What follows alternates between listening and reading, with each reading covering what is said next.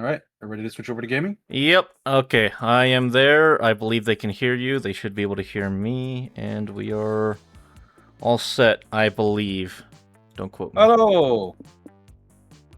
Do you want to do Road Tripper or Friend Hugger? Um,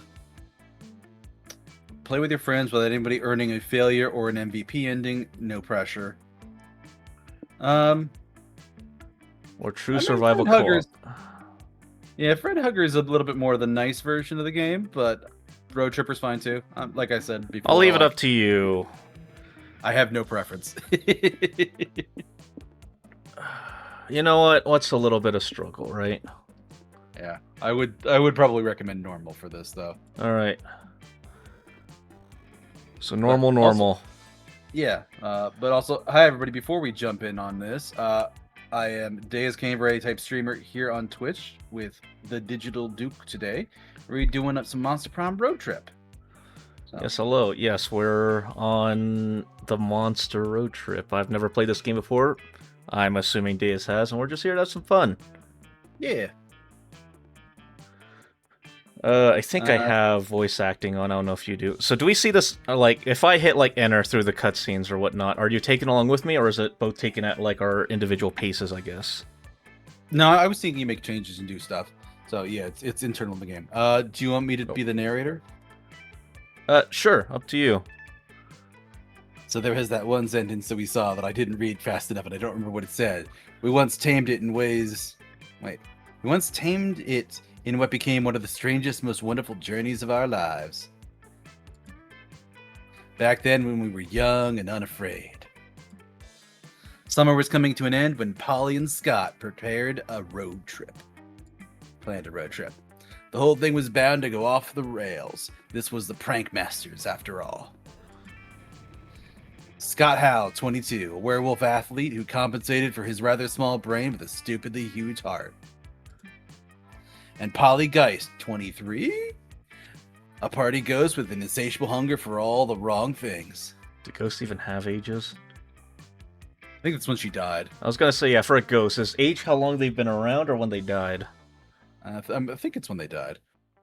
Or at a certain point, it's like a 500-year-old ghost, and it's like, yeah, no, clearly that's how long they've been around. But each of them were by themselves an agent of chaos. Ghosts can probably drink, yeah. But together they were the perfect combo for hijinks to ensue. Who in their right mind would have agreed to join them on such a trip? Time to pick our characters. So I believe you're picking first. Oh. Sure, why not? I'll be Oz. I hope I packed enough socks. Yeah, characters are cute. I'll take the Frankenstein one. Or no, zombie. Brian. We'll do that. Alright, what's our road trip vibes? I I think this is you. Oh, this is me.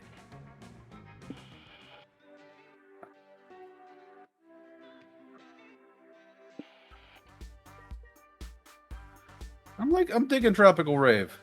Alright, sure. Tropical Rave it is. Do you want to trade off, or it's up to you. I can do voices if your throat's getting sore or anything, otherwise feel free.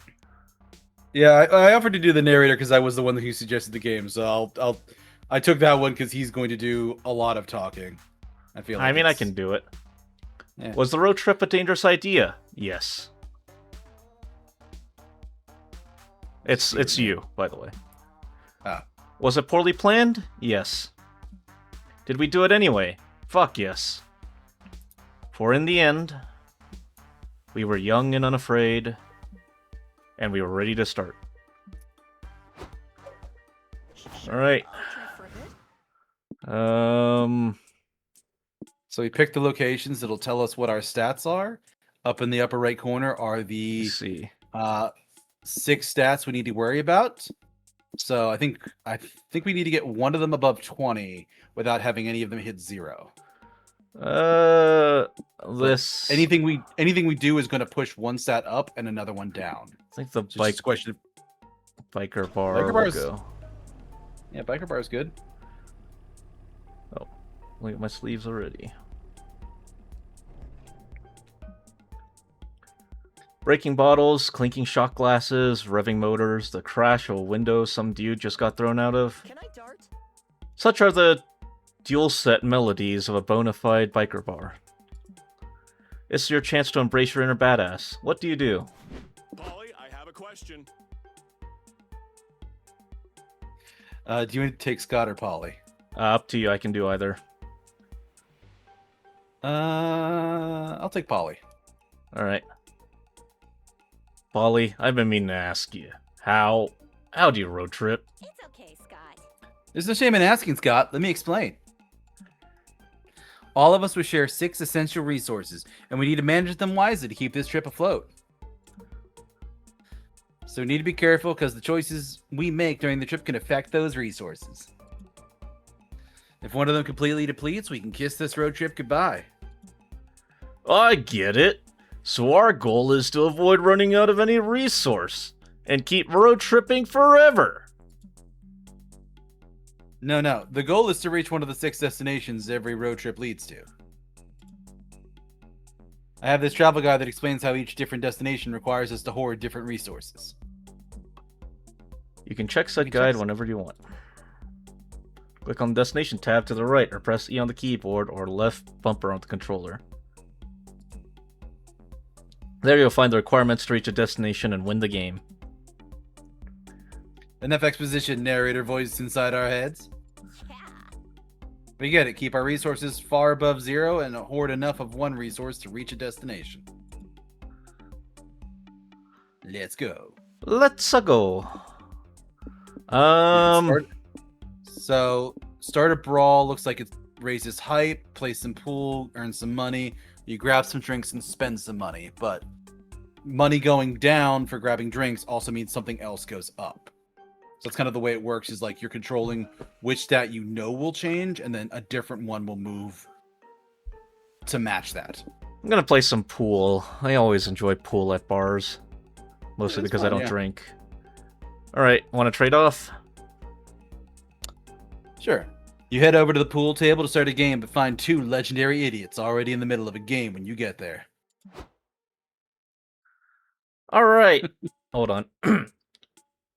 It'd be like a deeper, higher pitch, right? Alright.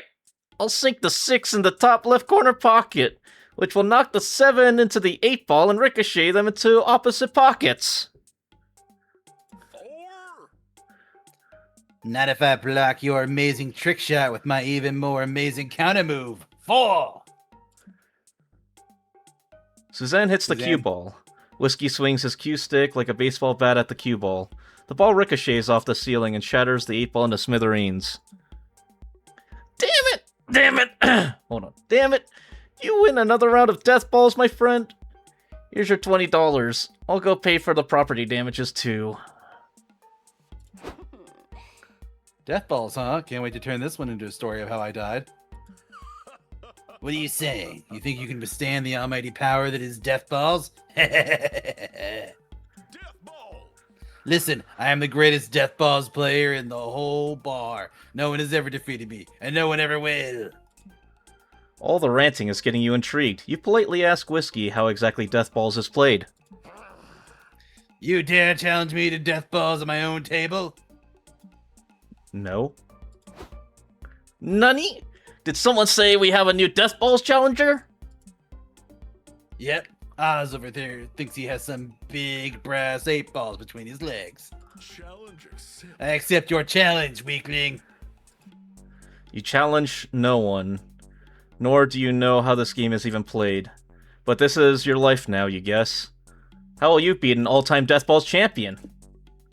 Yes, Galaxy. I also love Polly and Scott. Hey, Galaxy. Yeah, thanks for swinging by. Hope your break's going well. And yeah, Vey. Oh, Ravi. I mean, to be fair, pool's one of those skills you have to get good at just because, well, only if you have to. I got good at physics because I was losing money. In the military, there were pool tables everywhere and kind of peer pressured into playing for money. Yep.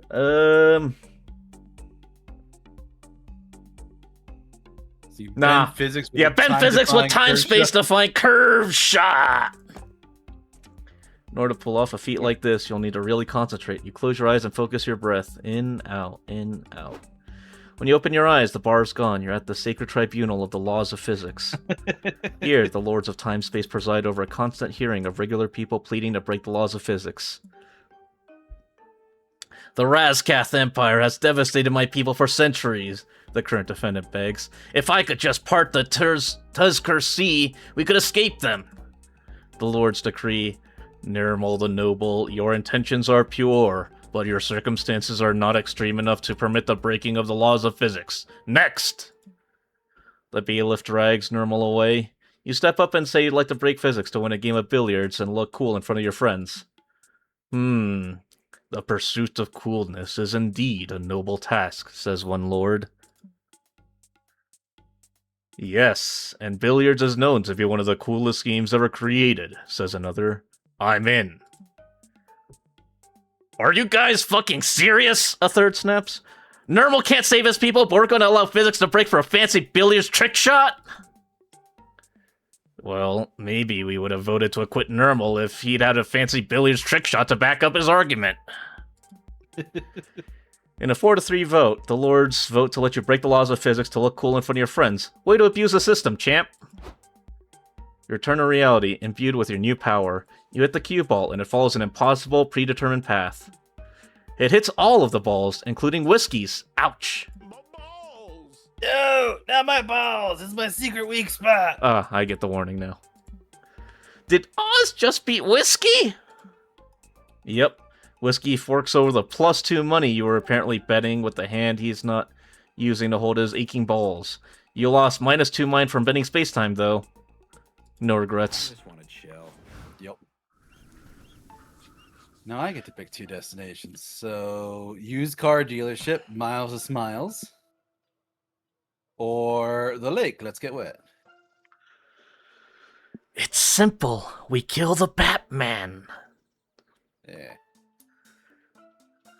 So, I mean, to be fair, I'm gonna be honest, it does sound like a very lordial being to be like, saving your people, that's not my problem, but hold on. You want to look cool? I gotcha. yeah. Where do you want to So- go? So, I'm not sure if it's showing it on your end, but yeah, Knifeland is hype at 25 or above. I can't Verano- see it, but I can see like question marks behind like money out of 25, soul out of 25, mind out of 25. Okay. So on my end, I can see what they are. So Okay. yeah, hype is Knifeland. It's a music festival for stamina, and mind is a cryptid prom night. I'm interested in seeing what is at the end of money. So I'm down to like pursue more cash and see where that takes us. Sounds good. Money, money, money, money, money, money, money, money, money. Dollar, dollar. Dollar, Used dollar. car dealership. Let's go. Oh. Can we get matching jackets? Yeah, they'll do little quips as we move through stuff. You're You're lured- lured to the deal. No, go ahead. Let's do these on our turns. Like if Okay. it's our turn, we'll do the narrative. That'll That make it sounds easy. good. Yeah, that makes sense. You're lured to the dealership, mesmerized by the inflatable air dancers and bombastic signs full of exclamation points such as "Buy today." You don't even know why you're here. You don't need a new car, but such is the power of eye-catching marketing. Big sale! Since you're here, you can go do your usual weird shenanigans. So why not? What's it gonna be, Brian? Ooh, again, let's use an action and make an event happen. Yes, I'm ready for all the randomness these events involve. Actually, Polly, I was checking this travel guide, and it seems they aren't so random after all. Look, these different signs apparently refer to different types of events. The most common type of events are called exchange events. After making a choice in these, you'll always lose a resource and gain a resource no matter what. The trick is making the right choice, and since that'll decide which resources are gained and lost. But if there's a resource sign next to the event type sign, that's called a known resource. It means that resource is guaranteed to be affected no matter what our choice is. If the sign is positive, then the resource is guaranteed to be gained. If it's negative, then you know you'll lose it. Like, for example, if we see an action with this sign, we know that we'll lose money here. Our choice will be only determine which resource we'll gain. That's not so bad. If we know we're losing or gaining a resource is unavoidable, we could be strategic about it. This all sounds very useful, but also like too much pressure for a fan favorite pilot to keep track of.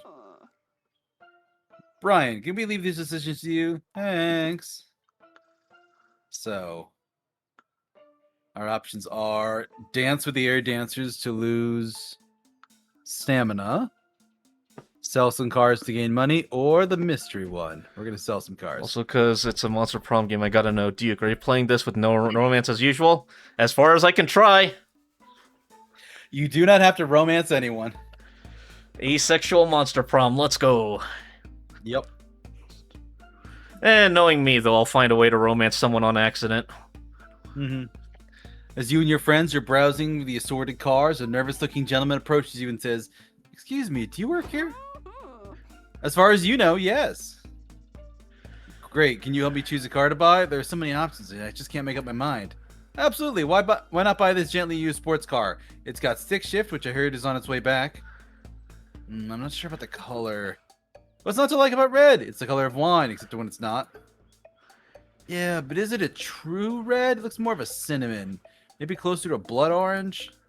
Oh, God. How much storage space does this car have? The only measurement I know is Scott's. Want to see how many times I can fit in the trunk? No, thank you. I'm really realizing storage space and color aren't so important. What's really bugging me is the number of wheels. I mean, 4 wheels is the classic number of wheels, but is like the number of wheels... But is it the number of wheels I really want on a car? Brian, step in and sell this car to this man before I find out if he fits in the trunk. Okay, there's got to be something you can do to get this guy to hurry up and buy the damn car. Let's win the deal. If he buys the car, you can also have one of your kidneys. Lie and tell him the car looks crappy is a camouflage technique to adapt to the surroundings of a used car dealership. Its real form is a kick-ass battle robot from space. Okay. What would kidneys? Yeah, Kidneys Ace is not Road good. Trip. I would say that kidneys is probably going to be either stamina or soul. I'm thinking stamina probably. Yeah, let's go kidneys. We'll sell a kidney early. Kidney, you say? And what a kidney it is! Polly slaps you in the kidneys. Ow. These bad boys can fit so much. I'm just gonna skip past that word in them. I can make use of a spare kidney, I suppose, but that begs the question: which kidney is for sale? Oh, easy. It's the one on the left, right, Scott? Scott checks what seems to be medical records with your name on them. Yep, that one's Brian's good kidney. And it'll be yours if you buy this car right now. Yes. Looking at these medical records, this deal isn't half bad. Okay, you got me. Give me the keys, and don't forget the kidney. Sweet. My partner Scott's gonna walk you through the paperwork while I perform some amateur kidney surgery on Brian. Oh, but I wanted to use the scalpel. Needless to say, getting your kidney removed in a parking lot costs you 2 stamina. At least you gain 2 money for selling the car and an organ. Hell yeah. Amateur organ trading. I agree with Noah. The bottom one did sound interesting, but I didn't know what stat it was going to affect. So I wanted to avoid that one if I could. Probably was magic. I was also going to say to Galaxy and Trip, I've noticed in a lot of games I play trying not to romance anyone and still get a romance by trying not to romance. Maybe that's the real secret. I mean... The con's very fitting. Yeah. I see money, but also I'm going to a con next month, so I think it's very fitting. Nice. Driving carelessly, knowing nothing will happen. Yeah. Oh. An event! Whoa, I'm getting dizzy watching our resources go up and down. Yeah, man, is it even possible to know what we're losing or gaining beforehand? Dang, we're doomed. Put something on the radio. We may fuck up this road trip, but at least we'll fuck it up while having some fun. Okay. Welcome to our humble radio show, where our guests give narratively convenient road trip tips. Today, we have road trip survivors Cormac S. Thompson and Hunter McCarthy. Guys, what can you share with our audience? Manage your resources. Let me start by saying that the number one cause of road trip related debts is not properly understanding how to manage resources. Ah, yes, the dreaded six. Most unexperienced road trippers think they behave in arbitrary ways, but that's simply not true. When you're making choices on the road, you have to look for little cues to infer what resource you'll be losing or gaining. Money might be the easiest one. Are you buying or renting something? Money down. Hiring someone? Money down. Doing a job or selling something? Money up. But beware! Sometimes the solution doesn't obviously involve buying something, but involves using expensive stuff you may need to rent or buy. And what about magic? The mysterious substance that fuels our cars. Magic is tricky because sometimes you need to use it for spells, summonings, and curses, but that will mean lowering your magic and risking an empty fuel tank.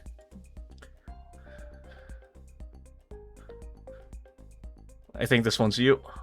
Oh, and getting magic up can be quite hard. You can find a gas station, or you may need to resort to performing sacrifices or colluding with strange, powerful entities. You know, classic road trip stuff. Our time is up, fellas. Let's discuss the other resources and future episodes of everyone's favorite radio show, Convenient Exposition. Applause. Whoa, that was stupidly convenient. Scott, did you take notes? Nope. Well, I hope Oz did at least. Otherwise, we're truly fucked, and not in a good way. And see ya, Galaxy. Enjoy work. Don't work too hard today. Yep, have a good one. Yay, a con. It's the perfect place to be your authentic, nerdy self without fear of judgment. There are cosplayers, merch vendors, panels, gaming tournaments, overpriced food. So much to do, so little time. What activity do you want to try out? Yeah, gaming tournament. Yeah. You and your friend Zoe checking out a poster for an esports tournament happening at the con. Hi, guys. Hey guys, are you entering the Dragon Heat Fighters XXX esports tournament too? There's a cash prize. Sports. Wow, they put on sports on computers now? The future is amazing. I've never played this game, but I'll give it a try. Scott and Zoe enter the tournament. She gets knocked out in round 3, but Scott is still going strong. He's incredible. He's pulling off such unpredictable combos that the pros can't keep up. Thanks. My strategy is just hitting random buttons and hoping for the best. It's worked out really well so far. Somehow, Scott makes it all the way to the final match. He's up against Igor Kalashnikov, the Dragon Heat Fighters reigning champion. Shit, Scott's in trouble. Igor's a fucking juggernaut. He was biologically manufactured by the USSR to dominate every video gaming tournament on the planet and bring pride to Mother Russia. Seriously? Didn't the USSR end like decades ago? Did it? Asks Igor disinterested. Did it? Asks Igor disinterestedly. All of his button-pressing fingers have washboard abs. I did not notice. I was too busy destroying puny Americans at video games. Literally, how does that make sense? Igor ignores her to mean mug Scott. I must break you, dog, he spits. I will crush you to bone meal for destroying the USSR, capitalist scum. Sorry, bro.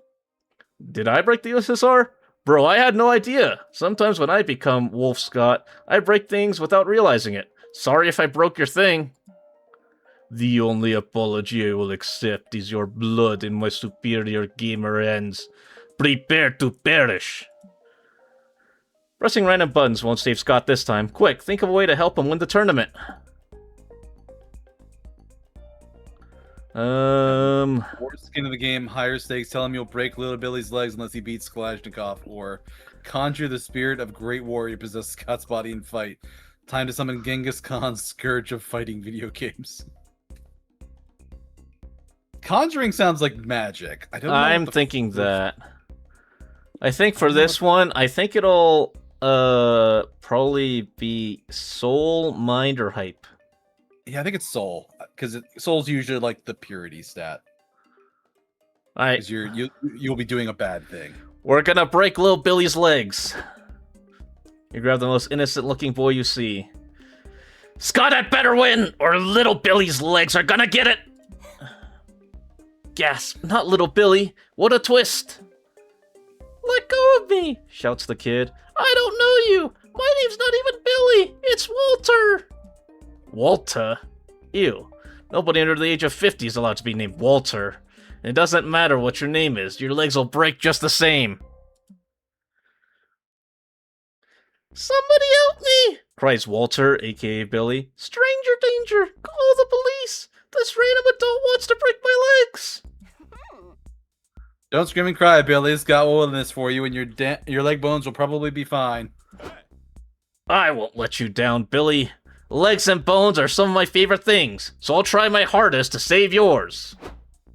Forget it! You're all idiots! Sighs Walter, aka Billy. I'll just break my legs myself so you'll let go of me! Whoa, did Billy just break his own legs so Scott could focus on the win? Hardcore! Emboldened by Billy's noble sacrifice, Scott ekes out a victory. He gets +2 money for winning the tournament. Sadly, you use -2 soul for wantonly endangering a child, which is one of your favorite pastimes, so whatever. True. Yep, soul. Okay. Kids are named Walt and evolve into Walter after hitting level 50. True. Hmm. And look, just because I enjoy doing a trip doesn't mean that it's always necessary. Alright. Well, let's check out the fancy motel. So many rooms. And every room is a potential prank. Where do you stay when you're too cheap for a real hotel but too fussy for a regular motel? Here, apparently. This place is full of class, charm, and poise. 3 things you've always lacked. Which means tonight is the perfect night to cosplay as a rich, fancy person. What do you do? Prank call the front desk, visit the bar, explore the amenities. Okay. So, visiting the bar is almost certainly going to cost us money. I think even the amenities might cost money too, honestly, but...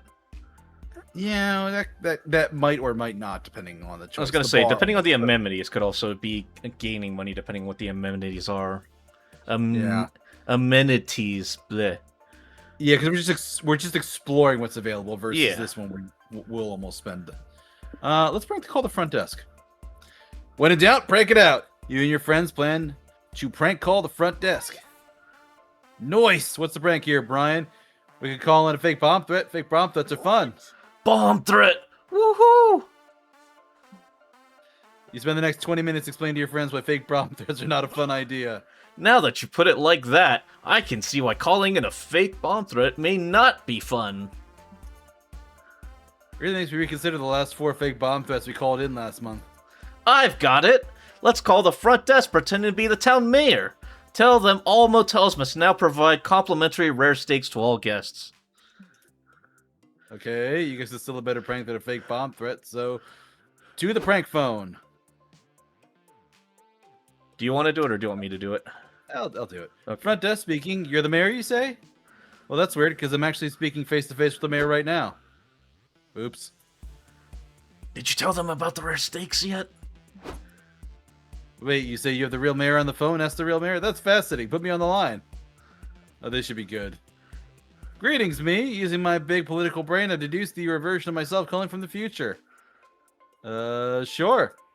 Wonderful. You must be calling to advise me on if I should take the hefty bribe fancy motels offer me to demolish the public park to build a golf course. They offered me a lot of money, and I do like money, but I suspect their plan is a bit unethical. So future me, based on your inside future knowledge, should I take the deal? Take the deal. In the future, you will get very obsessed with launching your own shampoo brand. And I'm sorry to say this, but shampoo trumps ethics. Don't do it. In the future, scientists have discovered karma is very real, and we need sweet karma points if we want to fulfill our dream of reincarnating into a robot dinosaur. I don't know what the first one here is going for, but there is a chance he will give us a I was gonna kickback. say, I was gonna say, I do see a little bit of money in the first one. I don't know about the second one though.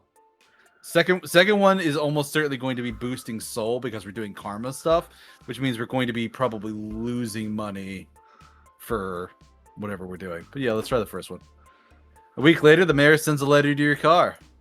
No idea how he managed to address a letter to your car or why he knew that would work, but you just roll with it. Dear me, I want to thank you for your amazing advice the other day. I had zero interest in shampoo before, but I've been watching shampoo making tutorials, and you were right. This is my true calling.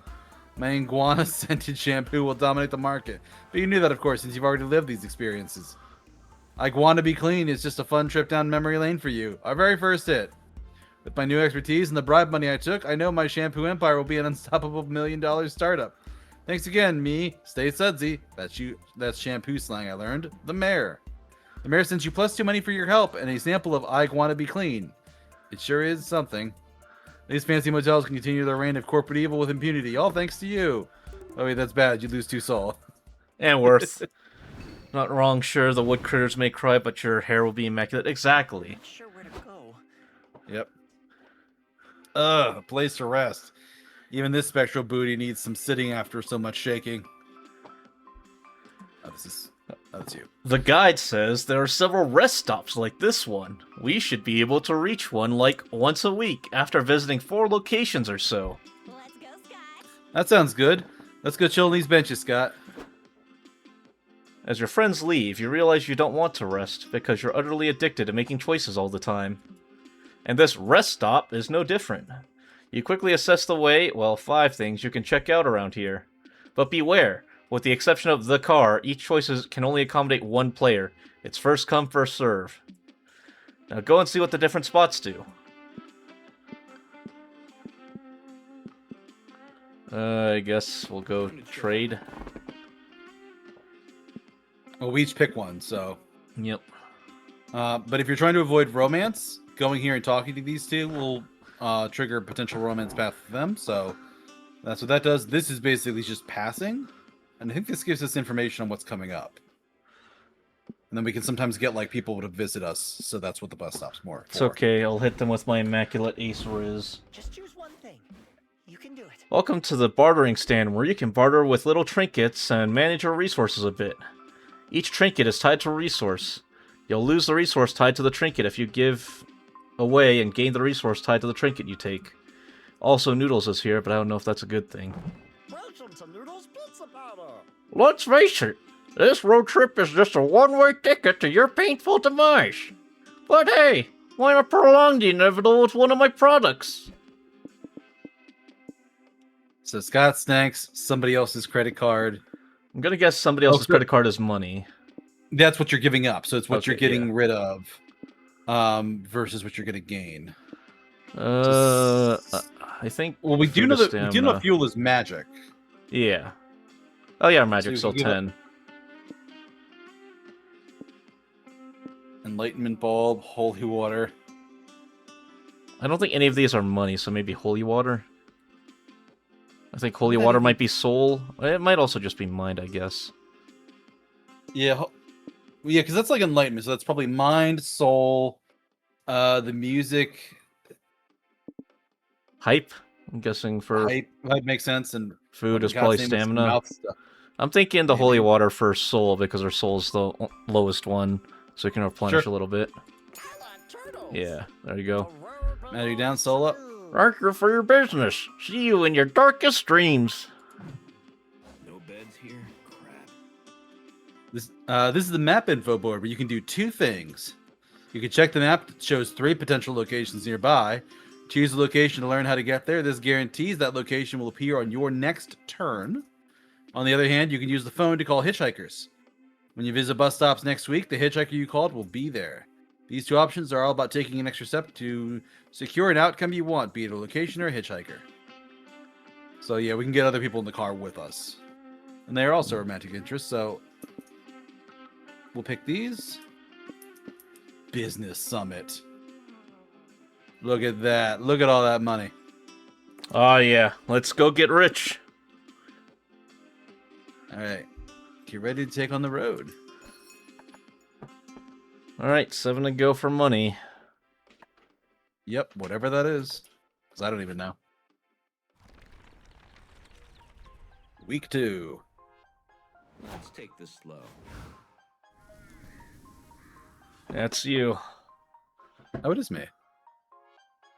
Regular gas station or a movie set? All right, well, let's hit the yeah, I gas was gonna say, station. I see money. Guys, I'm pretty sure I've seen that cactus before. Is it like a celebrity cactus? Everyone knows. Gas stations. Oh yeah, go ahead. Gas stations are overpriced, full of pollutants, and their dirty bathrooms seem to invent new diseases every day. But they're a necessary evil if you want to make your car move. Welcome to the road trip life. So, what do? Hey, wait a sec. That event type sign looks new. Yeah.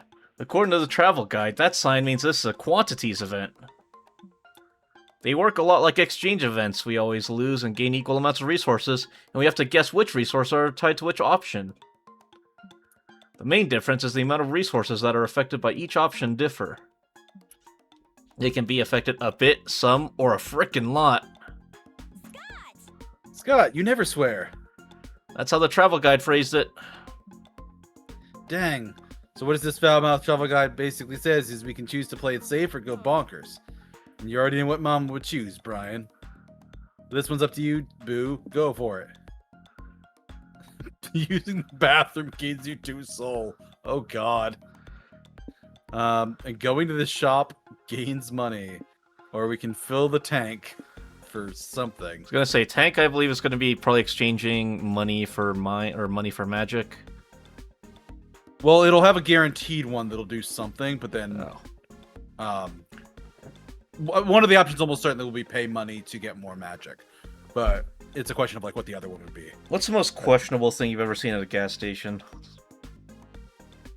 Probably the bathrooms. What if I told you I'm pretty sure I went to a gas station where I can't guarantee it, but I'm pretty sure they were selling stuff behind the scenes, and I feel like they were hinting to me when I was checking out about some extra things that they were selling behind the desk. Ah. Yeah, probably. You've grabbed some snacks and are waiting in line to pay when suddenly there's a commotion at the register. Freeze! Says a guy in a black hoodie. Put all the money in the bag. I've got a gun and I'm not afraid to fucking use it. Don't give him any money. Your guns don't scare us, petty thief. Shoot us. We don't care. You'd love to take a vote on this as a group care or not about being shot, but suddenly the store doors are thrown open. Someone starts slow clapping. What do we have here? I'll let you be the Minotaur. Okay. What do we have here? Evil at work in this humble gas station? What a glorious day for the dark side this is. What badass, arousing forms of torture are you gonna do to that puny cashier? Erotic chess boxing? Competitive pube wax? Wet t-shirt contest to the death? I was just gonna steal all his money, the robber says. Money! You dare engage in the noble pursuit of evil or something as petty as cash? I shun your money! Dimitri dramatically throws the bag of money on the floor. Dollar bills go flying. Nice, you yank +2 money out of thin air. Dimitri, bro, relax. Every villain's gotta start somewhere. Think of this as his first evil squat thrust of 1,000,000 evil squat thrusts. He just needs some guidance from a superior villain, like only rob the sperm bank after midnight when the hot night guard is on duty. Or always bring an extra box of condoms to the sperm bank when the hot night guard is on duty. I am unsure if that's the sort of evil advice he needs. But you do have a point, Morty. The dark side will be inherited by the next generation of villains, so you must ensure they're competent. Brian, is that you? You're known for giving good advice. Please shepherd this evil recruit into a truly villainous adventure. You admittedly do pretty fucked up shit on the regular, but maybe it's not weird that Dimitri trusts you on your word for this. You advise. Cash will stop being acceptable currency soon. The hot new thing is big data. Steal people's personal data. Or steal someone's spotlight. God, that's so real.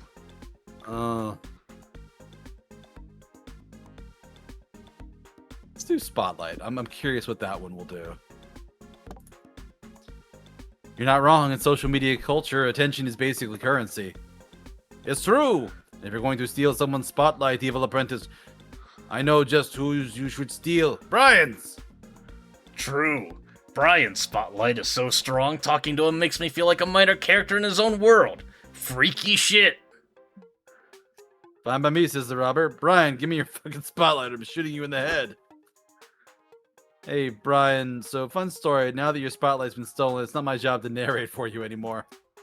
From now on, I'll be narrating Robbie the Robber's life. Contract stipulations, you get it. Toodles. Weird, okay, I guess Brian's out. Hey, Robbie, welcome to be my new friend. Great. I love making new friends, and I have no object permanence, so this is all cool with me. Want to get ice cream with us, bro? Sure, Robbie happily joins his new friends and fits into the dynamic very well. Polly, Scott, and Robbie have several wacky adventures together. Their friendship is stronger than yours ever was. After the trio plays yet another awesome prank, Robbie excuses himself to use the bathroom. You did it, buddy, he says to himself. You're not a social outcast anymore. Maybe you can end your life of crime and start anew. Suddenly the door slams open. It's Brian, the one that barely relevant NPC, here to ambush our beloved Robbie. No, please don't steal my spotlight, Robbie begs him. I'm finally happy. I'll turn over a new leaf. I'll do anything. No dice. Robbie's irrelevant once more. Just like Brian to steal a man's spotlight while his pants are down. Oh, hey, Brian, where have you been? I'm loving the new protagonist energy you're rocking right now. Where'd Robbie go? He was gonna help us pour confetti all over the highway. Robbie's favorite part of pranking is always the confetti. Who cares? For some reason, Robbie barely registers as a blip on my memory now. You guys want to get back on the road?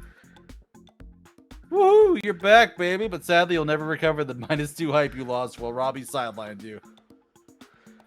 Oh, man. Conventional road So identity, it- theft, and money. However, if someone says a joke and no one laughs, but you repeat that joke and everyone laughs. God, that's so real. Yeah. Lose money or a mystery. Yeah, there's no positive or negative here. Other than we want to avoid the losing money one. Ooh, we're getting there. Oh, Let's no. hope nothing weird happens. Yep. Hey, Polly, look what time it is. Oh, fuck yeah. Put on the radio, Oz.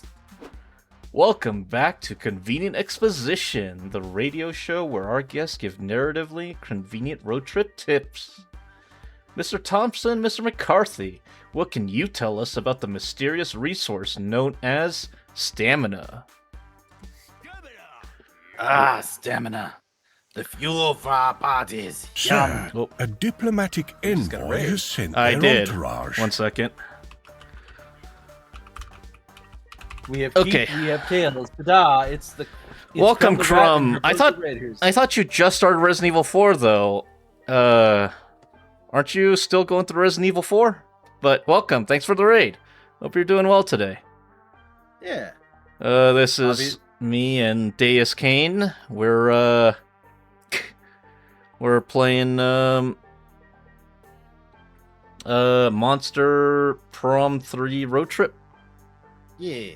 Yeah. All right. Shall we continue? Yeah.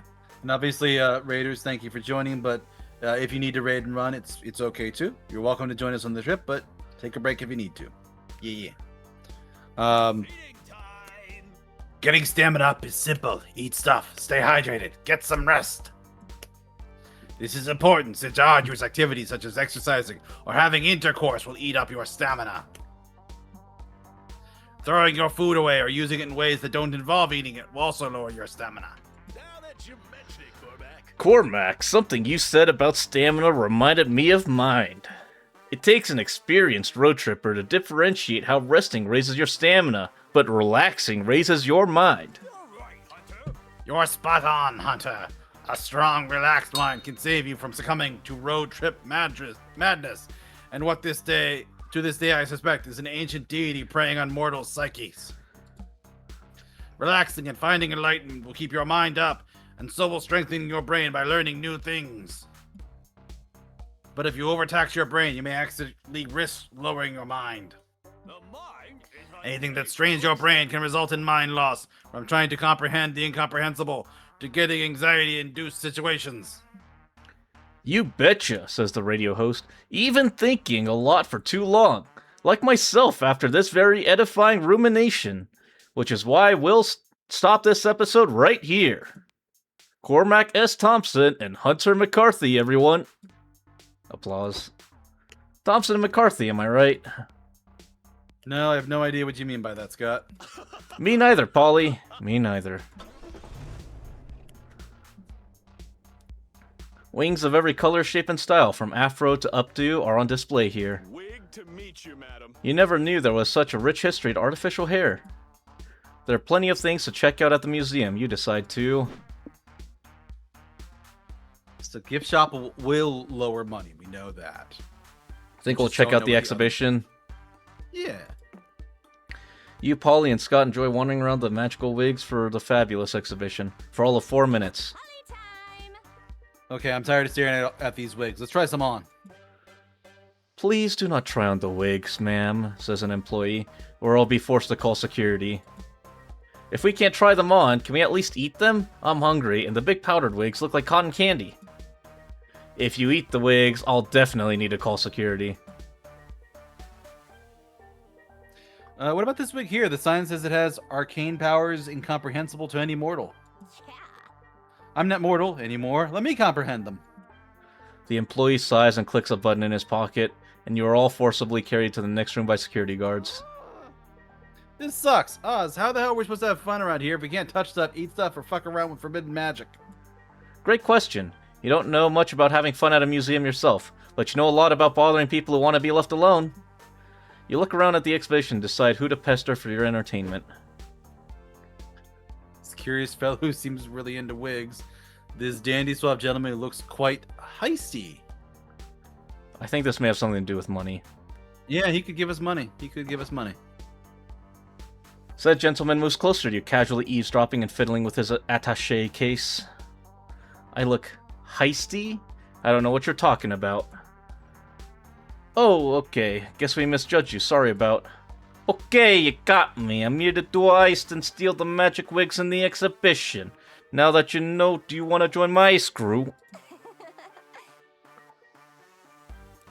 Sure. The gentleman takes you outside to a black van parked out front. He opens the back doors to reveal a bunch of people inside. This big fella here is Tony Macaroni. He's a muscle. He's bald, as you can see, and he really wants a nice expensive wig to cover it up. Sounds good, Crumb. Have a great time, and hope cleaning ain't too bad. I needed to do it too. Have a good one. There's Miss 8 Beer, the master of disguise. She can turn into anyone. Her only weakness is not having enough wigs, until today. And that's codename R-Drive. They're a hacker. Also a getaway driver. We're a small team of wig heist enthusiasts, so we wear multiple hats. But soon, we will wear multiple wigs. And the magical wigs we will steal today will be the crown jewels of our collection. Once we've harnessed the power, we'll be able to steal all the wigs we want. Go, team! Solid team, bro. What's the story behind your wig obsession, anyway? It's all part of my mysterious past. Wig-wearing femme fatales film a backstory, but that won't be fully explored until this site's sequel. Anyway, as for you two, your code names are Big Puppy and Eye Spirits, and you'll play the vital role of being the distraction. Lit. I'm really good at being distracting. I have pom-poms and confetti grenades in Scott's pockets whenever you're ready to go. No. Your job's already over. You see, I needed you to help me distract the audience while the real heist leader finished grabbing the goods. The suave gentleman takes off his hyper-realistic silicone mask to reveal Miss A. Pierre. Gasp. The real leader jumps in the back of the van with a bag full of magical wigs. We couldn't have done this without you. Here's your cut of the spoils and a burner phone. We'll be in touch. R-Drive, we're ready to go. R-Drive speeds off as the leader shouts, Arrivederci, from the van. We did it! Yay, we did it! I mean, we didn't really do anything, but we somehow did it anyway, which is the best way to do stuff. You lose -2 soul from committing a crime, but gain +2 magic from the magic wigs. Duh. So sleepy. Well, I was hoping it'd be money, but close enough, I guess. Alright. So, art exhibition or business summit. Lots of money. Capitalists! Join capitalist finest. The wind on my face makes me feel so alive. Dude, rude. This is the hottest. This is a hotshot business summit where capitalists finest gather to figure out how to get even richer. You feel a bit out of place in this crowd, but like any business mogul will teach you, you just gotta fake it till you make it. So what do you want to do? Attend the conference, do some networking, pitch your business ideas to investors.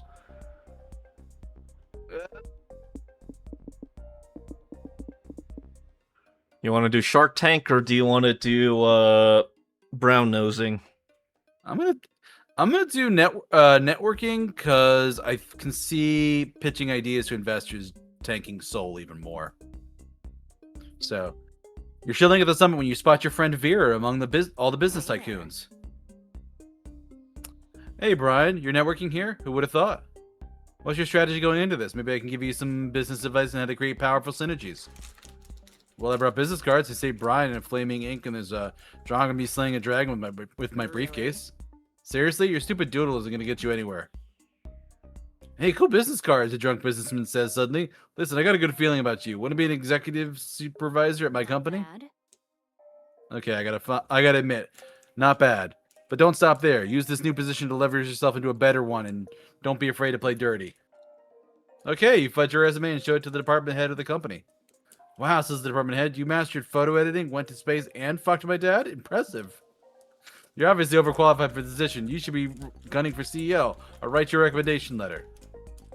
Sweet, you walk over to the board of directors, where the board of directors is sitting, and show your rec letter to the CEO. Impressive work, kid. It takes guts to fuck the department head's dad, says the CEO. Well, there's a spot for you at our ranks on the board, but you need more than one rec letter and an impressive body count to show you're worthy of it. You've almost conquered the corporate ladder, Brian. Now just convince these geezers to give you the highest position.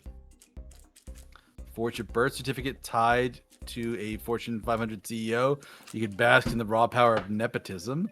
Shatter the glass ceiling with a rock. What are you thinking? I was trying to avoid soul loss, but both of these seem like they're gonna do it. I mean, I would say the top one is basically the realistic route. The bottom one is the one where you're going to get hurt for breaking the fourth wall. Yeah, I can see that dropping mine, so we'll shatter the glass ceiling with a rock. Oh, 2 stamina. That works. You chuck your rock at the convention center's glass ceiling. You missed Jeffrey the Geo, but his sacrifice was noble. Vandalism? That's your big plan? God, Brian, you're an idiot. The board members stare in shock as this glass rains down. Then they start applauding. Bravo! Bravo! They cheer. What an empowering message. This display will be great PR for us. What empowering message? All Brian did was destroy some property. Yeah, it was awesome, but more importantly, it was performative. Someone tell an intern to contact the presses and tell them our new chairman just shattered our glass ceiling. Wait, really? You're gonna hire more women and other minorities from now on? God, no, you're missing the performative part, sweet cheeks. Doing these publicity stunts boost the public's opinion of us without having to actually do anything better or anything to better ourselves or our company. It's a win-win. I suspect you don't understand the meaning of win-win. Honey, of course I understand it. I read about it in the headline of a business article once. Let me explain. Business is... That's my cue to leave. Bye. Well, this got bleak, but fuck it. You're taking the +2 money they offered you for your PR stunt anyway. Ka-ching. Come on. Remember your driving lessons. Man, where are you getting all the money? Well, the one I guaranteed to have it show up. The angel would be more soul. That would balance us out. Sure. Finding some respite from wacky stuff. Oh wait, that's you. Yeah, no, we're gonna get another exposition. Scott, fuck, turn on the radio. Convenient exposition has started already. We can't miss it. Roger. Mr. Thompson, what were you telling us about hype again? Yes, let me repeat. Anything that makes you rejoice to your core will get your hype up. That includes laughing out loud, doing thrill-seeking stuff, or going to town, if you know what I mean. Wink. I like keeping my hype strong and vigorous. That's why I avoid all the stuff that will lower my hype. Bless you. Thank you. Like doing boring stuff, mingling with dull or annoying people, or choosing mundane solutions over epic ones. Amen.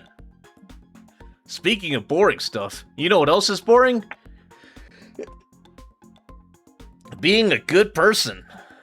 But sometimes you need to be if you want to keep your soul up. Yeah. Why do we need to have souls anyways? Oh. Beats me. At least soul is least- quite easy to manage. Oh, wait.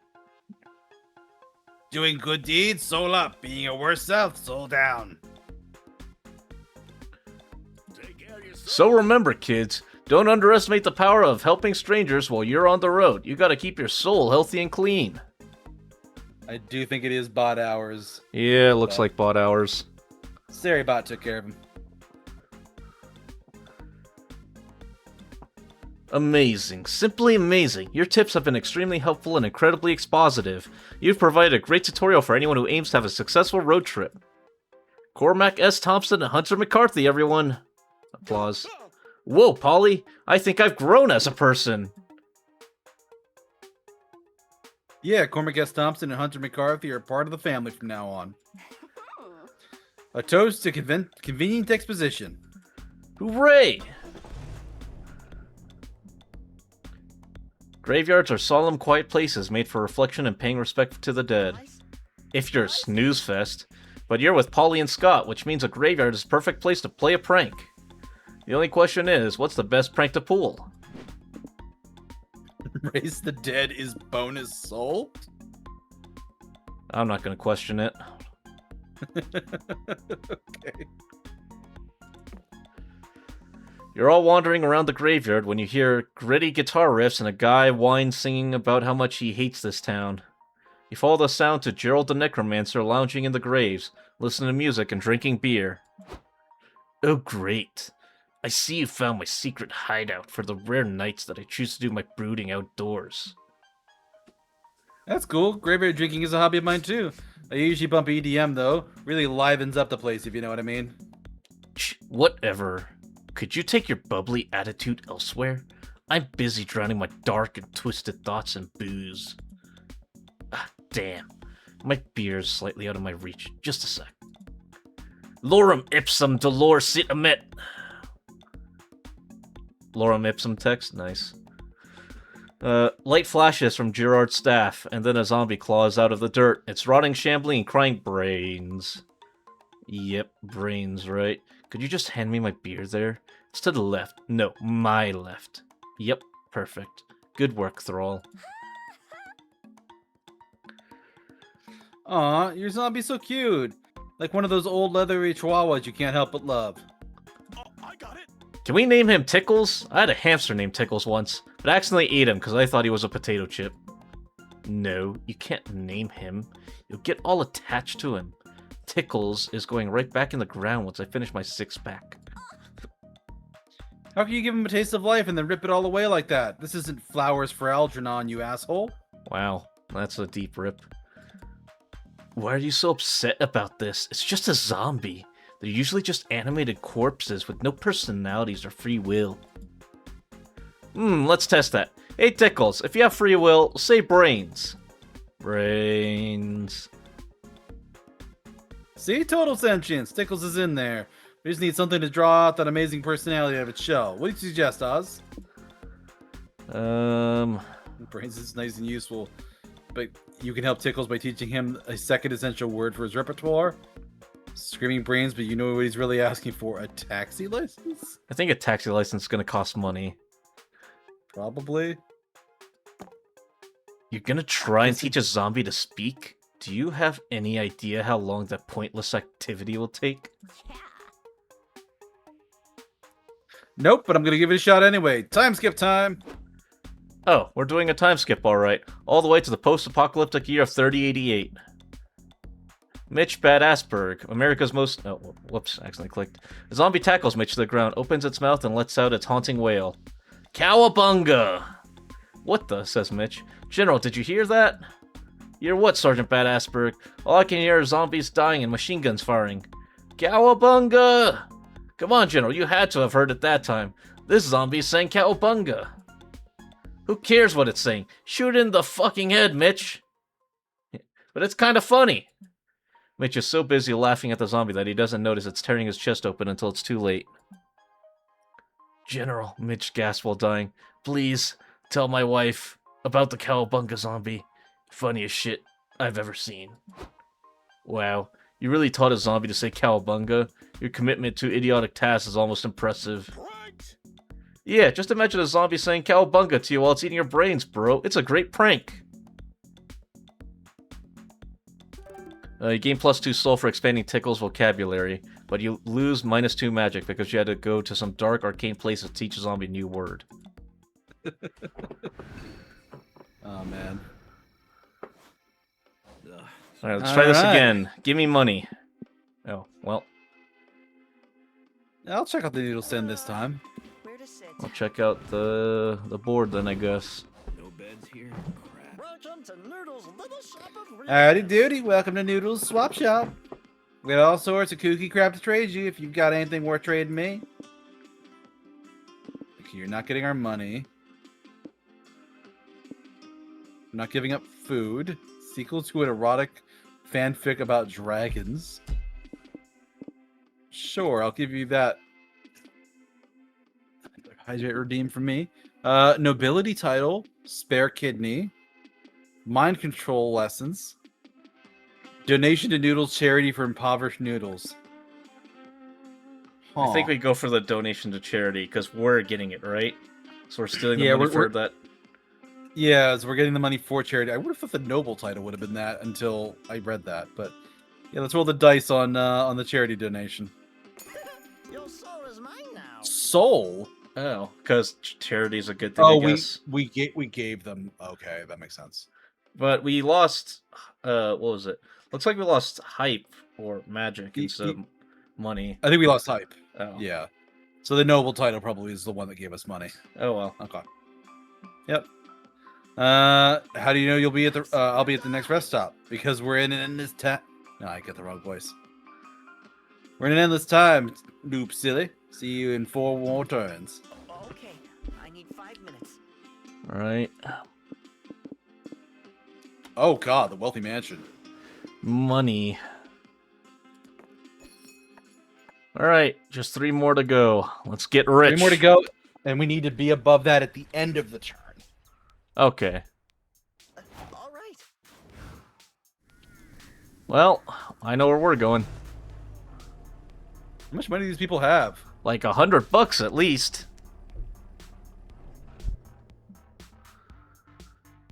Wow, this is one fancy house. These people must be rich. There's a sort of unsettling vibe to this place. That's probably just what being rich feels like. Beverage. And now's your chance to barge in and see what billionaire living is like for yourself. What interests you most? Family games, grandpa's fun, experiments, babysitting the children. Think So we need to make sure we don't lose too much hype or stamina. you and your friends ring the manor doorbell, and a wealthy woman dressed in furs answers. Oh, hello, she says. Are you here to look after Grandpa? We're not trained to care for old people, really. I don't care. He's driving me nuts. I'll give you +2 money to look after him. Follow me. Okay, you're taken into a dark, shadowy basement where you find an old man using a circular saw. Oh, visitors, come in. So nice to meet you. Nice to meet you too, Gramps. You sure have a lot of old Splash Kaboom games lying around here. Oh, I have much more than just a game. I'm the biggest Splash Kaboom fan in the world. Let me show you some of my work. I love his snake beard. Look at that. That's amazing. It's quite nice. This is Crimson Darkheart, my original Splash Kaboom character. He's Splash's best friend and oozes class, sass, and radical charm. I see. This design is certainly creative. Yes, isn't Crimson amazing? He's just the sort of guy you'd like to know in real life, don't you think? Maybe someday. And this is Crimson's loyal steed, Excelsior the Ghost Wolf. All the best OCs have minor OCs attached to them to build lore. Is that a ghost shoved into the wolf? Yes. Also speaks Italian and French. Oh my God. This is a really weird looking horse. You know, You kids are remarkably similar to Excelsior, almost as if you're two halves of his whole body. As if God put you in my lab so that I may stitch you together and make my incredible steed a reality. Pump the brakes, Gramps. Loving your OCs is one thing, but doing amateur surgery to bring your OCs to life is a step too far. Shh, don't worry. It'll all be over soon. Stay here. I'm going to go get my forceps. Polly, I have a question. Psst, Polly, is it just me, or is this starting to get weird? No shit, it's getting weird. Grandpa wants to stitch us together like a cursed OC chimera. I love you guys, but I'm not spending the rest of my unlife sewn to Scott's butt. We need to escape and we'll need a distraction.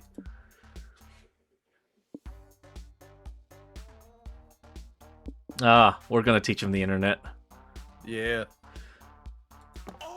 That should work. Hey, Grandpa, do you want to meet Splash for real? Are you kidding? That would be my dream. Do you know where he is? He lives in the magical digital world we call the internet. Have you ever heard of it? Oh, that place where young folks go to invent new genders. That's all a bit beyond me. Not anymore. Oz here is terminally online and he'll show you the ropes. Oz, help Grandpa set up an AO4 account. God, kill me. So pass the most frustrating 20 minutes of your life as you try to explain to Grandpa how to open his browser window. You want me to open the window? Is it so Splash can enter through the window? No, I mean the window on his computer. You need to click the browser icon. Click? What is click? Splash doesn't make clicking sounds. His voice is radical and devil may care. Okay, that's enough distractions. One more second of this and I'm going to lose -2 mind. Scott, now! Scott hits Grandpa across the head with a chair, knocking him unconscious. You all run for the exit. Bros. Wait, bros, this isn't the way out. This is a dungeon or something. From the shadowy corner of the dungeon, a bleeding, shambling, stitched-together creature trudges towards you. Help me. What the Kentucky Fried Fuck is that? You guys gotta go fast. The exit's up the stairs. Hurry, before you end up like me. Never have you ever fled a room so fast. Time to repress this whole traumatic experience for your own sanity. Yay, road trip. I just want to chill. My God. That's a scathing critique of the Sonic fandom if ever I've seen one. I was gonna say, I think the character is a parody of Crash, but the community is very much Sonic. Yeah. I feel like the rodeo is gonna have money by like participating in the thing, maybe, but Maul could too. Well, see, the thing is, Rodeo has 2 that are, I think, are hype. Yeah, those are hype. So we could lose money, but we have one thing that's a maybe mystery, and then the mall has 2 mysteries. So I'm inclined to go there and just hope I dodge a money loss. Sure. Oh, Only God knows why the mall's here, Scott. The shopping mall is a place where you can sort of shop online, but like offline. Hey, look who's there! You can feel young again by revving good old ways of having fun at the mall. Arcade, pizza parlor, shoplifting. I feel like shoplifting would probably be gaining money, right? Potentially, yeah. Arcade would probably lose money. It might, or we could have like magic or hype. But obviously pizza parlor will gain stamina, but that would potentially spend money because you're buying pizza. Right. I love that character there. I don't think I've seen them before. Hey, Ray, thanks for grabbing your daily stew. Yeah, let's go shoplifting. As you're searching for the best store to steal from, you see your friend Valerie sitting in the center fountain and texting. She looks up and smiles at you. Stranger. Hey, strangers, what are you doing at the mall? We aren't shoplifting! Smooth, Scott. Yeah, don't worry, I won't rat on you. I'm also a big fan of shoplifting. It's cheap, it's thrilling, and you get to stick it to the man. What? The man? What man? Why is he so sticky? Never mind. You guys are newbies at shoplifting, I'm guessing. Maybe I can help. Half the work is about not getting nervous. Just vibe and no one will suspect you. Try whistling a jaunty tune as you shove shit into your pockets. Also, don't look suspicious. avoid using fake mustaches. They're great for white collar crime, but they don't work for shoplifting. If you get caught, just pretend to be a time traveler from medieval times who still doesn't understand the concept of paper money or malls. Works every time. Valerie's got great tips. The only thing left to do is decide what you're going to steal. What'll it be? Stole the hearts back in your prom day. It's time to shoplift some hearts. Steal a security camera. Still pave the way for future shoplifting. Plus, security cam is the only thing that the security cam itself cannot watch. Steal the store manager's identity. One simple theft that'll automatically make everything in the store yours. Okay, so it's a hype event. It's going to be significant amounts of something.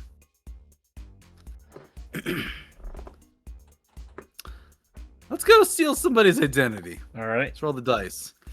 With worryingly little effort, you steal the store manager's identity. You start taking all the stuff you want, but then the real manager and the cops show up. What are you assholes doing? The manager demands. You're going to go straight to jail for robbing my store. Oh, funny story, actually. This is our store. Check it out. Here's the ID card and a deed to the store made out to Mario McManager, which is my friend here. What are you saying? I'm Mario McManager, the manager yells. Are you, though? Do you have an ID to prove it? Yes, Oh no, I can't find it. But look at my face. It's obviously my face on your ID. You stole my identity. That can be explained. See, Mario McManager here isn't really a manager. That's just his cover story. He's actually an undercover cop trying to catch Brian, leader of the most notorious shoplifting clan in the world. After several failed arrests, the FBI decided to surgically reconstruct McManager's face to look like Brian so he could dismantle the clan from the inside. But Brian caught wind of the plan, so that scoundrel got his own face reconstructed to look like McManager's to escape arrest. We know you're Brian in disguise. Officers, arrest him before he escapes and keeps ripping off the plot of Face Off. Wow, says one of the cops. Really think they're telling the truth, Chief? They have to be, says the Chief. When people lie, it's never this elaborate. Brian, you're going to jail. The real manager is arrested. You get to keep all his hot products. You make +3 money selling some of it, and +1 hype for throwing the rest at a bonfire at the end. You lose 3 soul for ruining a man's life, though. And Valerie's lie was so elaborate, you can't help but wonder if you really are Mario McManager. You lose 1 mind. That works for me. Okay. So we have enough money, and even if we go down 2 money, we're fine. Yep. And we didn't fuck up anything else too badly. Works for me. Are we going too fast? All right.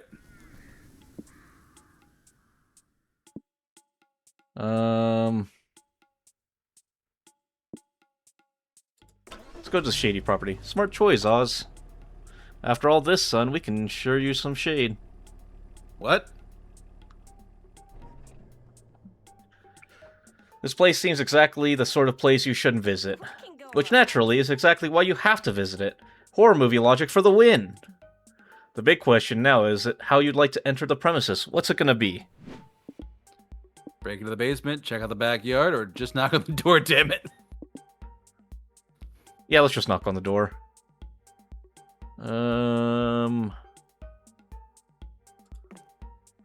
Knock on the front door. No answer. Maybe no one's home? Oh, yeah. Yeah, maybe no one's home? Unlikely. There are too many loud chainsaw noises for the house to be empty. Scott turns the doorknob. Turns out the door wasn't locked. As soon as it's open, a bloody man with duct tape over his mouth runs into the night. No, wait! God damn it, that's the 3rd one this week. I leave for 5 seconds to find my lucky butcher knife. Butcher knife? Was he your dinner guest? If by dinner you meant murder, and by guest you mean victim, then sure. That's too much word replacing for me, but listen, if you want your guests to stay for dinner, you gotta up your game, bro. Damn right, Scott. It seems our friend here needs a crash course in host etiquette. Yeah, like, maybe put some extra lighting in your front room here and clean up all the ketchup stains all over the floor. That'll make your guests feel welcome and safe.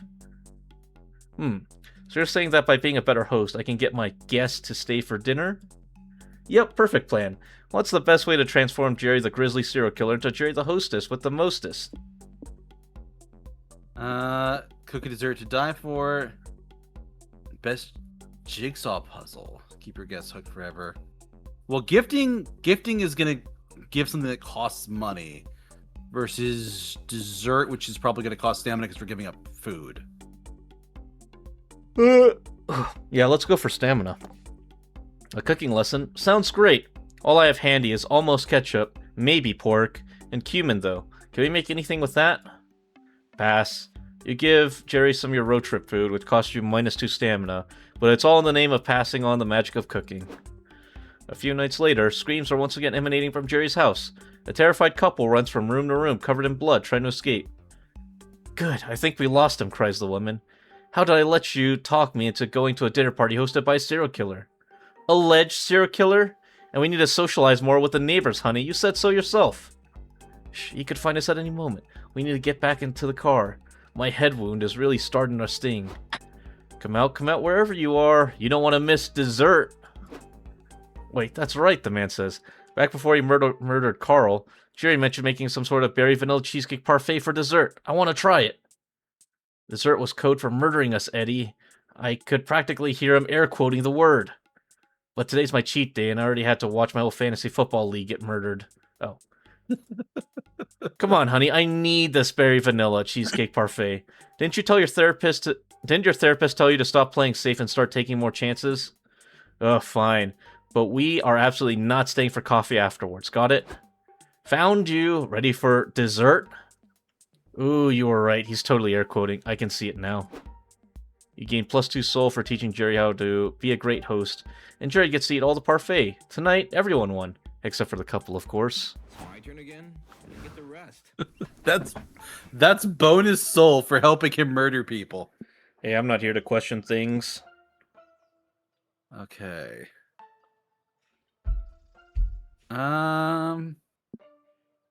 Fortune teller. Let's get the stamina up a little bit. Sure. We'll go to the pancake diner. I mean, no matter what we lose, I think we win, right? Still. I think so. Breakfast is the most important meal of the day, and the best breakfast is a fluffy sack of carbs smothered in syrup. Good old pancake. You see, this diner has some absolutely enormous menu options. I hope you're hungry. So many pancakes to eat, so little time. What sort of meal do you want to order? Just eat food like a regular person. Eat the biggest meal, pancake eating contest. Let's just go big meal. You all enter the restaurant and are greeted by the hostess. Welcome to Pancake Paradise. Today's special is Captain Carb's Butterball Pancake Stack Challenge. If you eat the entire meal in one sitting, you get your food for free. Oh man, too bad I'm on a keto diet right now. No carbs for me. Just get me 6 sides of bacon and a cup of melted butter, please. God. None for me either. I really don't do food. Well, I do food occasionally, but I don't eat it. I'm sure Brian will do. He's always doing weird challenges for our entertainment. Fuck yeah, you'll do it. A plate of pancakes roughly the same weight as a toddler would really hit the spot right now anyways. It's your funeral. I mean, Captain Carbs commends your unparalleled bravery. You're a true breakfast hero. He offers you his captain's badge as prize. Don't let children or pets chew on it. It's covered in lead paint. You're hyped for your stack of cholesterol and your sick badge, but just as the waitress takes your order, there's a sudden cheering and air horns across the diner. Oop, looks like somebody else just completed Captain Carb's Butterball Challenge. You won't be able to win the badge now. Sorry, we only had one. Oh well, at least Brian came in second place. It's like my grandma always says, second place is just best loser. No way, you're not going to take defeat lying down. There's got to be some way to one-up the fucker and claim the highly toxic badge you're rightfully owed. Use your foolproof solution for whenever you're denied what you want. Cry. Or eat the champion. Yeah, that sounds about right. Yeah, and I like this. Let's eat him. Can you please not eat the other diners, sir? I think that violates a lot of OSHA regulations. Meh, let him do what he wants. I'm no place to judge anyone else for ingesting questionable stuff. I'm on the fence about it, but I'm pretty sure Wolf Scott has eaten at least a few people, so I don't want to be a hypocrite. Fuck yeah, judgment-free zone. You approach the champion and announce your intention to eat him. I knew this day would come, he sighs. My father was also a pancake eating champion, and his greatest rival consumed him. It was a risk I took when I followed his legacy. Could you at least give this letter to my wife when you're finished? It's a poem I wrote for her, and also our Wi-Fi passwords. She always forgets them. You uninjured jaw and swallow the champion whole. You dab your lips with his letter, and then eat that too. Nice, Brian. You're the Captain Carb's champion now. Yeah, my manager checked the rule book, and apparently this counts. That, and we really want you to leave. Take the badge and please get out. You get +2 stamina from your big breakfast and lose 2 soul from the whole cannibalism thing. Time to stop and get some rest. Just choose one thing. You can do it. Time to chill out. Yeah, I'm for not fucking with this. This is going well. I'm okay. Manage road trip by accessing one of 2 mini boosts. You can choose to be careful planner and gain +1 of your lowest resource and lose -1 of your highest resource. You can be a risky traveler and gain 1 of your highest resource at the cost of -1 of your lowest resource. Dangerous. So it's gonna be champ. I guess I'll be cautious since we only need 25. No beds here? Crap. And then you can do the opposite and just undo it. I will do the opposite and just completely undo it. There we go. Invitation to the glorious Mer Kingdom. Mer Kingdom, okay. What's your favorite breakfast, Deus? Ooh, I do love me some bacon. Beyond that, I'm kind of flexible. Maybe Crunchy cinnamon bacon buns? or chewy bacon? I like crispy. I do like crispy. Mmm. My turn. Glory to the Mer Kingdom. You've heard so much about this marvelous land full of wonders and blatant violations of basic monster rights. The banquet is exquisite. There's tons of seafood served. It's a clever and delicious way of repurposing traitors to the crown. They may have failed their attempted coups, but they surely achieve a revolution in your mouth. You attend royal balls, public executions, seahorse races. Yes, you understand the many perils of romancing the extremely wealthy and their wasteful lifestyle. But you had a long road trip, and you chose to be a class traitor, if only for a few days. A toast to all things fancy. And that wasn't all. Congrats, you've reached a destination.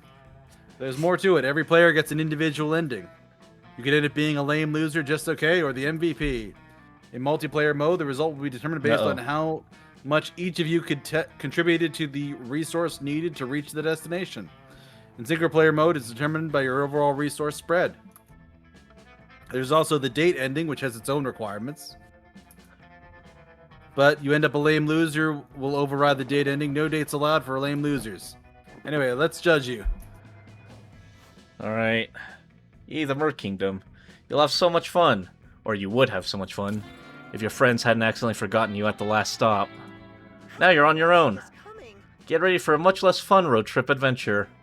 Yay? You rejoice in the decadent pleasures of the Mer Kingdom. You feast on exotic delicacies. You befriend pompous aristocrats. You dance your ass off in all the balls. You're starting to understand the upsides of living an obscenely wealthy life. It's fun. By the end of your stay in the Mer Kingdom, everyone in the court is fond of Brian, the above-water delight. They even commissioned expensive, ornate oil painting to immortalize your grace and poise. The artist captures you in all your might, wearing your high military uniform. Yeah, get this. One night you had such a wild time at the ball that you remembered nothing the morning after. But apparently at some point during the night you became a decorated lieutenant in the Mer Kingdom military. You even have some medals. What the fuck did you do that night? Anyway, the painting will hang on the palace walls as an everlasting reminder of how cool you are. Huzzah! So I probably contributed just slightly more money. Yeah, no. I did not get lucky when it came to money choices. Yeah. So. Road fling, excursionist, and tourist. Got achievements. We get points. Saw new locations. Filled them out. Alright. And we get currency for unlocking stuff, I think, in the shop. Just like that, the road trip came to an end. It was full to the brim with danger, fun, and utter nonsense. It was everything we could have expected from a trip with Polly and Scott, and then some. We not only survived the whole thing, but we conquered it and came out different people. It all turned out to be a pilgrimage and a self-discovery, a rite of passage, a quest for growth. Let's say a fucking good road trip. As we were heading back home, I thought about how all of this was just one of the first stops in a much bigger journey that was only just beginning. And now the fantastic song for the ending credits. Well, I have streamer mode on, so I'm guessing it's probably a different one. No, we're listening to the same thing.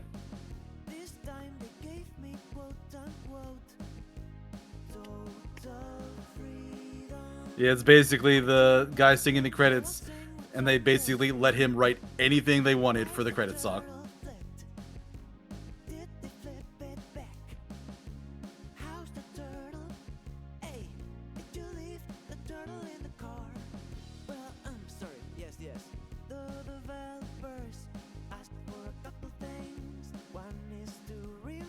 Hey, there's our unicorn. Well, there, yeah, I see the characters.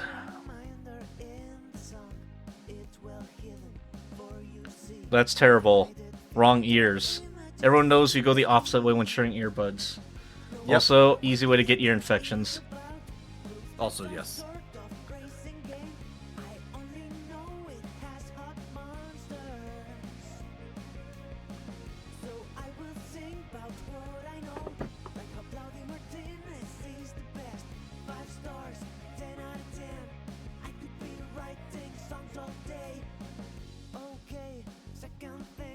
I think it's funny how they have, like, incredibly detailed animation for some.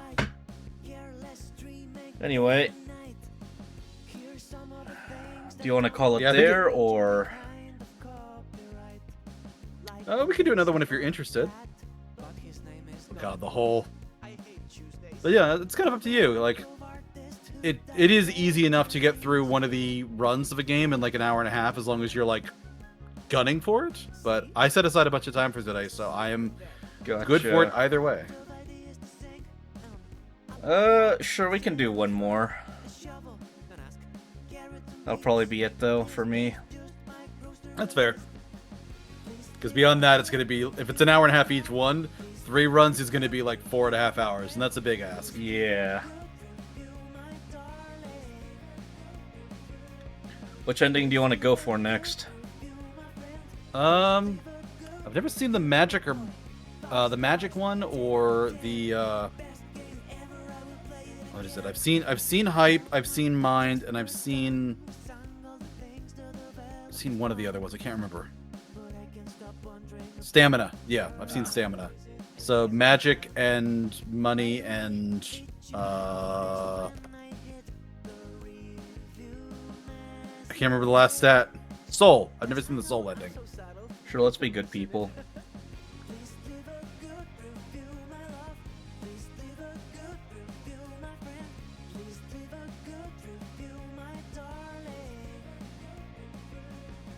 This song really is a bop.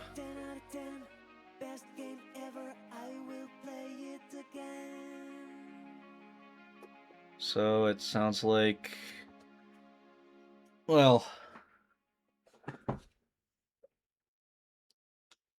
Thanks for playing. I'm not qualified enough in music to describe it, but I hear... Sounds like a synth arpeggio as the main backing theme. Extra characters and extra hitchhikers. Oh. Of course it wants me to buy the DLC. Alright, 1 second. Oh, it's always trying to upsell people on the DLC, but... Meta Shopkeeper. First time in the little shop. How does it work? You test your luck here with the Great Glorious Gotcha. Unique Gotcha machine doesn't accept money, only prank tokens. You earn them by playing the game, even if you encounter new content you've never seen before. Alright, let's go gambling. Isn't it fun when gotcha machines don't ask you to spend actual money? On top of that, if you've already played the road trip before, you get pranking tokens retroactively for what you've already achieved. What are you waiting for? Let's get that gotcha rolling. Yeah, I'll do 10 coins.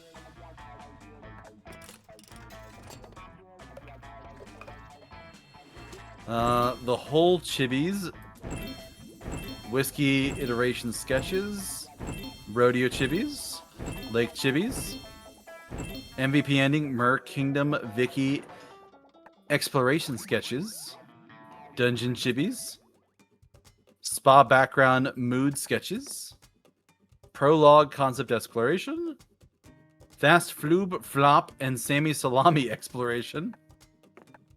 Location chibi exploration sketches. I see. So that's all unlockable stuff, I see. Yep. So it's just I don't even think it Yep. unlocks new content. I think it's just is like Yeah, the stuff you've Stuff in already the gallery. seen, but yeah. Yep. it's about stickers. Alright.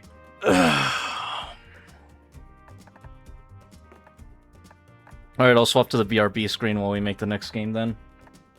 That's a good idea. How's everyone in chat doing?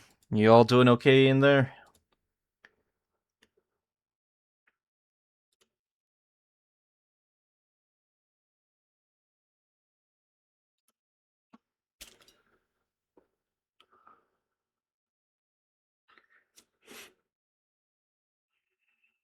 I will. I already have it kind of up.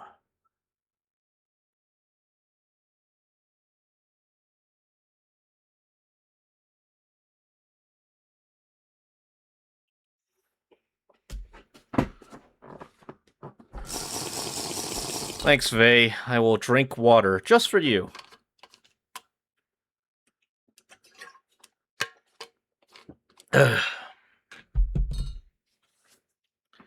Feels like a Sunday to me for some reason. Like I gotta go to work tomorrow. I mean, what's a break? You know me, Vey. I usually just go balls to the walls.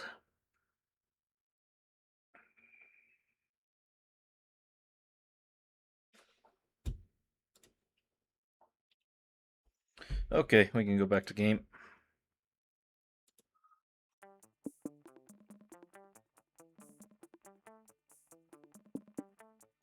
Um...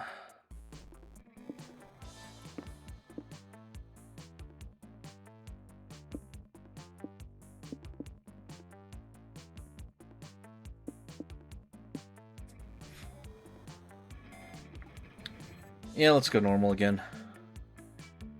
We're gonna skip out the intro, though. Yeah, that's good. Sure, I'll be... this one. This is gonna be fun. I mean, this one, I think it's Amara? Mira. No slowing down, no turning back. And we did Tropical Rave last time, so... We're thinking desert vibes, surf rock. Thanks, Surf Rock. I'm good with that. We're Yep. skipping this. Yep. I think we'll also skip the intermission that explains how to play. I don't think it does that anymore. Okay. I mean, We went to the biker bar. Well, actually, we also did the gas station. The gas station's just going to be, I think, the robbery again, right? well, that's if we choose money. Because we're gonna. Oh, yeah. You said we're going soul, right? Yeah. If we're gonna go soul, that's the thing. Scott, not while you're driving. No hands while you're driving. Gas stations are overpriced, full of pollutants, and their dirty bathrooms seem to invent new diseases every day. I mean, we've already gone through this. Alright, let's use the restroom. Yep. You're sitting in your stall, getting all your farts out when there's a knock coming in from the stall to your left.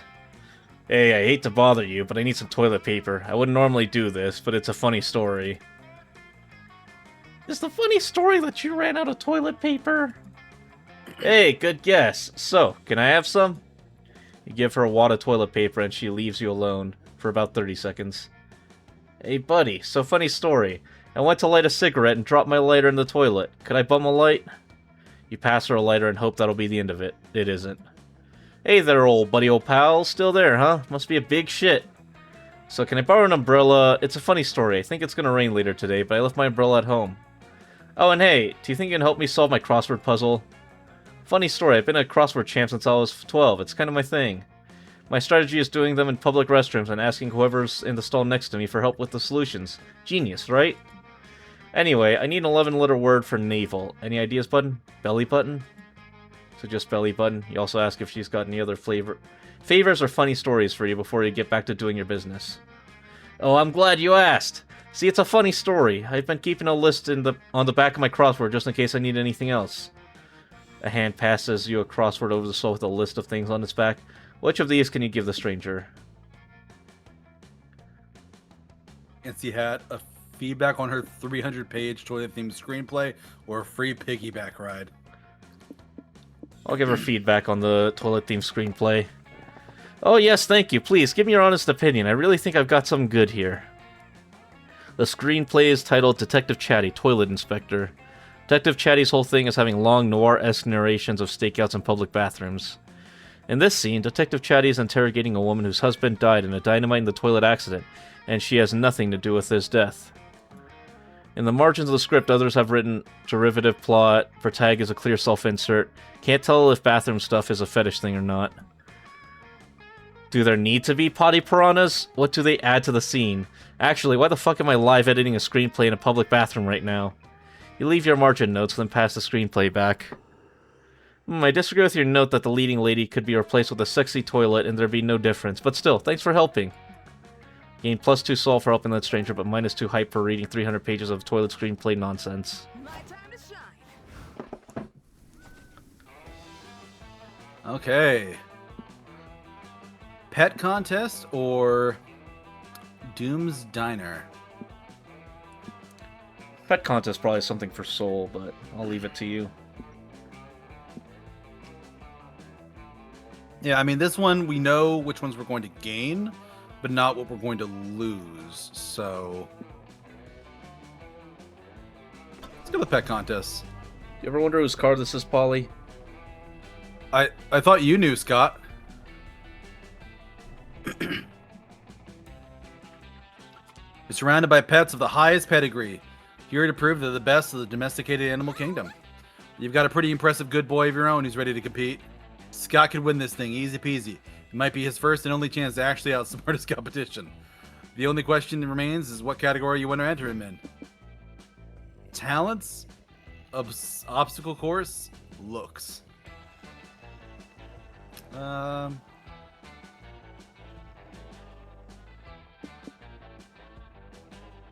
Let's go looks. Let's go crazy. You all enter Scott into the pet contest. He's very excited about it. This is awesome, bros. I've always wanted to compete in a pet contest. I'm 50% wolf, 50% man, and 100% psyched. You are too. You survey the room, sussing out the competition, and spot none other than Dahlia signing up to get registered. Hey guys, you want to meet my pet Astaroth? I found him growing in my septic tank. Isn't he the cutest? Grrr. You're not sure if a huge beast could eat you whole, can be described as cute, but you're going to upset Astaroth by disagreeing. Astaroth, get fancy! Astaroth surely makes a face. Is it fancy or is it a thing of nightmares? You're not the one to judge that. The judges are. Haha, great job, buddy. Be the belle of the ball for sure. Have a treat. Dahlia feeds Astaroth something you convince yourself isn't a severed finger. Good luck, guys.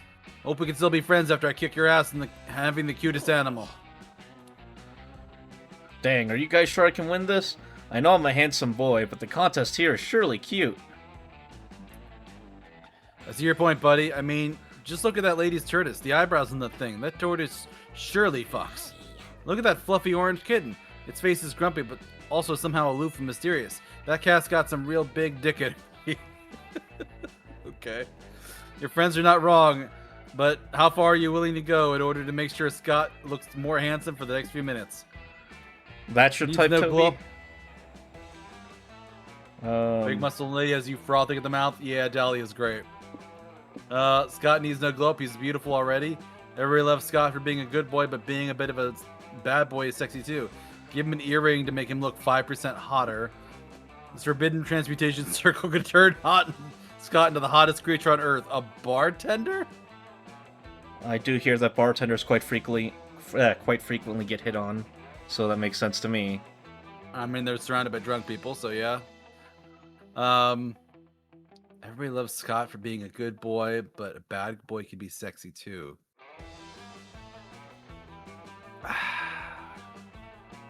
Let's go forbidden transmutation circle. That'll probably cost us magic, so we're gonna gain something else. Using forbidden magic sounds like -2 soul move. Damn it! Oh, because it's forbidden, that's why. I'll do whatever it takes to win this thing. With -1 magic, which I was right, yeah, do the transmutation circle, inscribing with many arcane symbols that when translated are basically just an employment contract. God is enveloped in smoke that smells like expensive liquor and upscale lounge booth leather, and when he emerges... Good evening, Mr. and Mrs. Pet Contest judges. Welcome to my bar. What can I get for you today? Oh my, look at how well groomed this pet is, the judges say, fanning themselves. He's even trained to speak on command. Please, let me make you a yummy drink. It may take some time to prepare, because I'm going to do lots of unnecessary shaking tricks to make myself look cool. You see, I am also something called a mixologist. That means I take more time to make cocktails, and they're also more expensive. Wow, this pet is so cultured. Can you make me a cosmopolitan bartender? Sure. While I take an excessive amount of time making your drink, would you like to unload your sorrows onto me? How wonderful. He's handsome, trained, and a great listener. Watch me pour these 2 drinks into 1 drink. Now I'll do some sexy poses and flex my biceps while I shake it up. Shaky, shaky. Oh my, he's so casual at the same time, so passionate. Wow, look at him go. I should ask Scott to market my toilet wine. Damn it! Astaroth's fancy hat can't top that. I knew I should have gotten a rat who could cook classy French cuisine.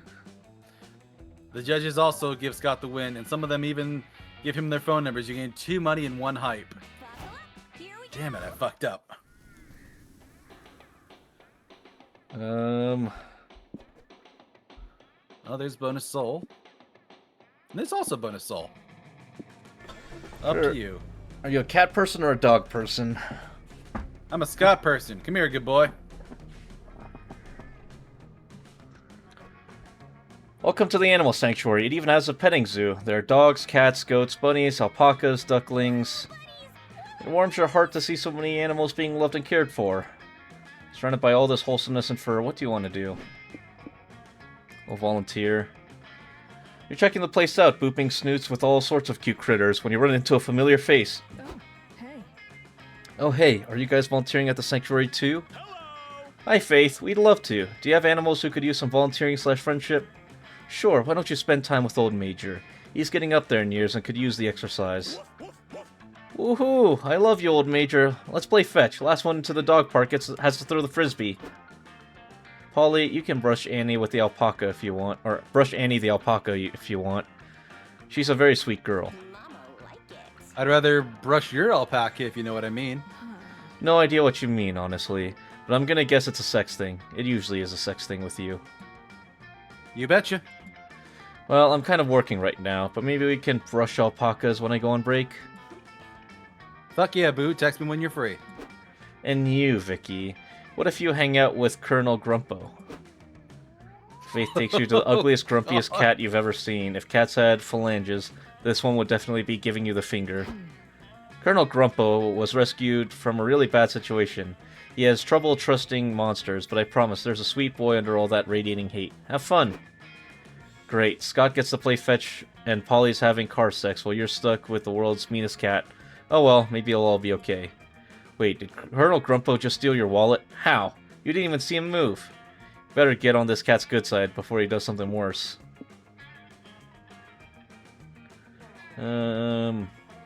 Lost faith in people due to MonsterCon's inevitable descent into idiocy. Showed him there's hope by giving him your expensive classic literature knowledge. Let's drive a Ferrari. In the time it takes you to convince a rental company to give you a Ferrari, despite your horrible driving record, your friends have returned. Hey, have you guys seen the car out front with the grumpy cat in the driver's seat? It's so cool they're letting underprivileged animals work for Uber now. Wait, is Colonel Grumpo in that Ferrari? Vicky, are you letting a cat drive? That's so dangerous. Meh, I'm not pressed. I'm dead anyway, so who cares? Let's go for a ride with Colonel Grumpo. But I have no sense of danger, and a cat chauffeur sounds cool, so I see no problem with this. Grumpy Kitty, take us away. You all hop in the car with Colonel Grumpo and let him drive you into the sunset. This is a regular thing with you, Vicky? Every time you want to cheer a cat up, you let it drive a Ferrari? Pretty much. Cool, cool. Oh, I love sticking my tongue out of the window. You're the best reckless driver ever, Colonel Grumpo. Well, at least everyone's wearing their seatbelts. That makes me feel marginally better about this extremely unsafe situation.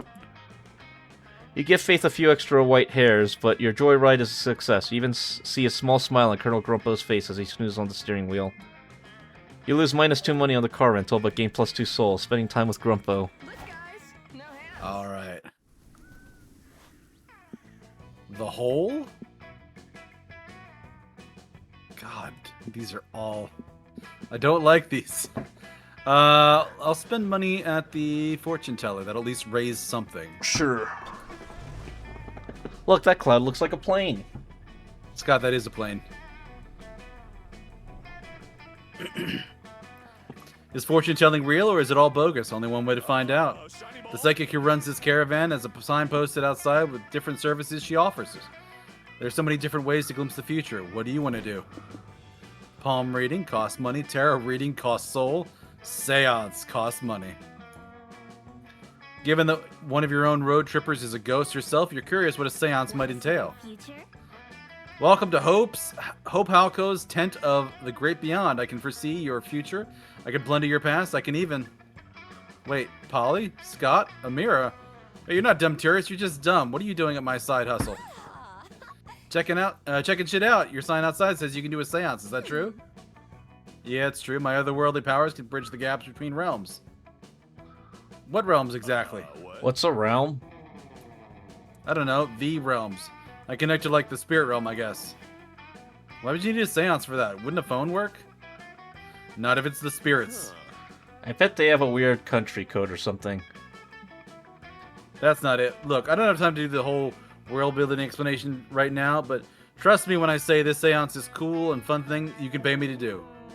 Well, I like spirits and I am a spirit, and I am indeed very cool and fun, so contacting other spirits would probably be cool too. Let's do it.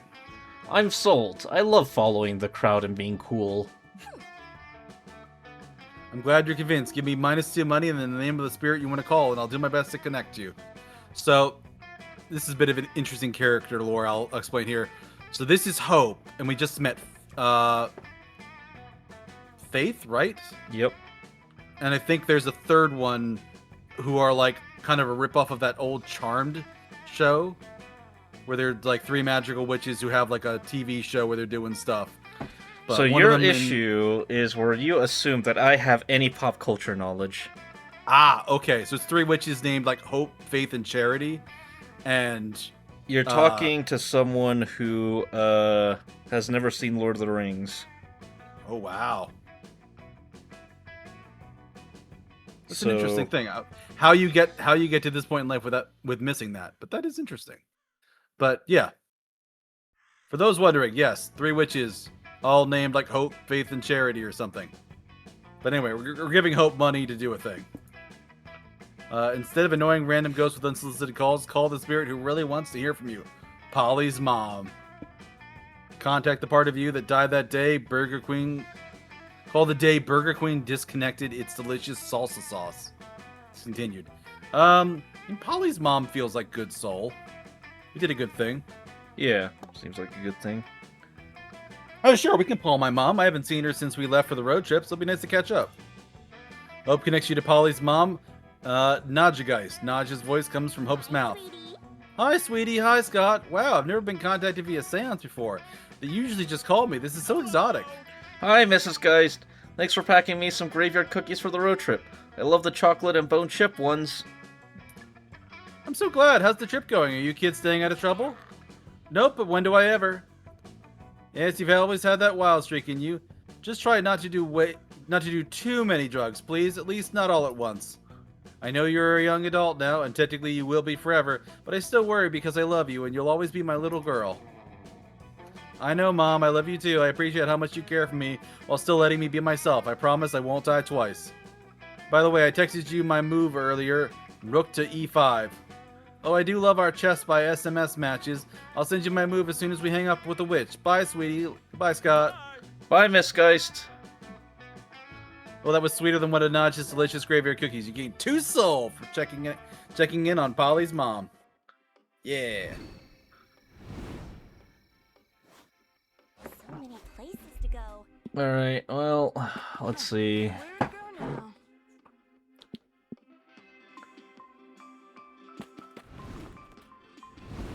Time for Sounds a little stressful. Howdy doodly, Vicky. Are you here to make a trade? I just stole or found all the stuff in a chaotic dimension beyond the breadth of mortal understanding. Feel free to take anything that catches your eye. I mean, we don't need money, so we can get rid of the credit card. We don't, but... I went to heaven and got this dumb shirt. Mind lessons. I think I went to heaven and all I got was this dumb shirt. Maybe? I mean, that makes sense. What does file touch Yep, on? there we go. Yeah! Thanks for stopping by. See you at the next rest stop. How do you know I'll be at the next rest The stop? road Because we're in an belongs endless... to Yeah, you. yep. Let's chill. Alright, you know what? I kind of want to see a hitchhiker here. Ooh, who are we going to call? The Lamb? Hope? Joy, that's who it was. It was Faith, Hope, and Joy. So Joy was the one in the last game. Ah. Hope, Finn, Adrian, Zoe, Vera, Valerie, Stu, Moss, Miranda, Milo, Liam, Damien, Calculester, and a Robbie.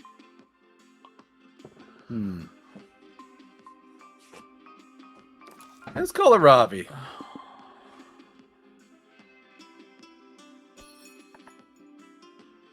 Right? All right.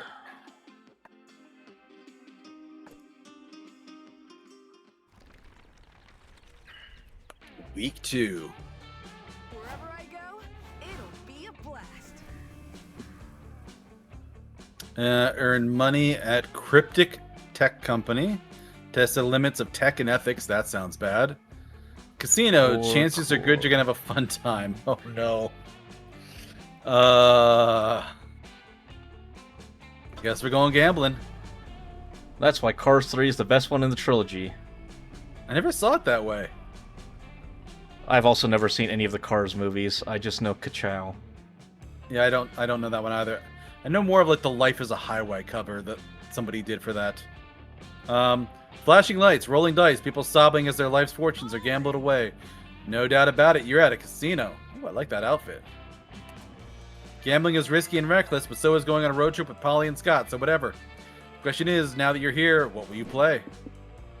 Chance roulette, the forbidden games, skill poker. So we're not doing the forbidden games because forbidden stuff costs a soul. You know what? Let's do a game of chance. Stats are affected are random.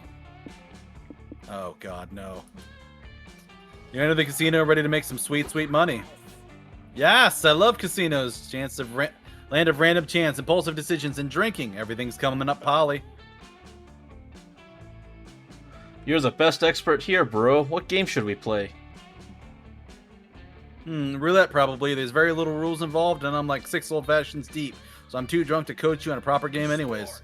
Fine by me. Roulette's the only casino sport with balls in it, so it's bound to be my favorite. How does it work? People place their bets, and the Kruper spins the wheel, and the ball lands on a number. You win or you don't. That's it. The only thing you have to do is pick a number or color to bet on. Mirror, what are you feeling? I'm betting on 69, of course. I respect that, but the highest number on the roulette is 37. So I can't pick 420 either? Lame. I'll just bet it all on red then. Okay, but what are we gonna bet? It should be something good if we want to win big. Scott's right. What are you willing to lose? What are you willing to win? It all comes down to this. Bet a delicious hot dog. Bet some money. Price the silver watch.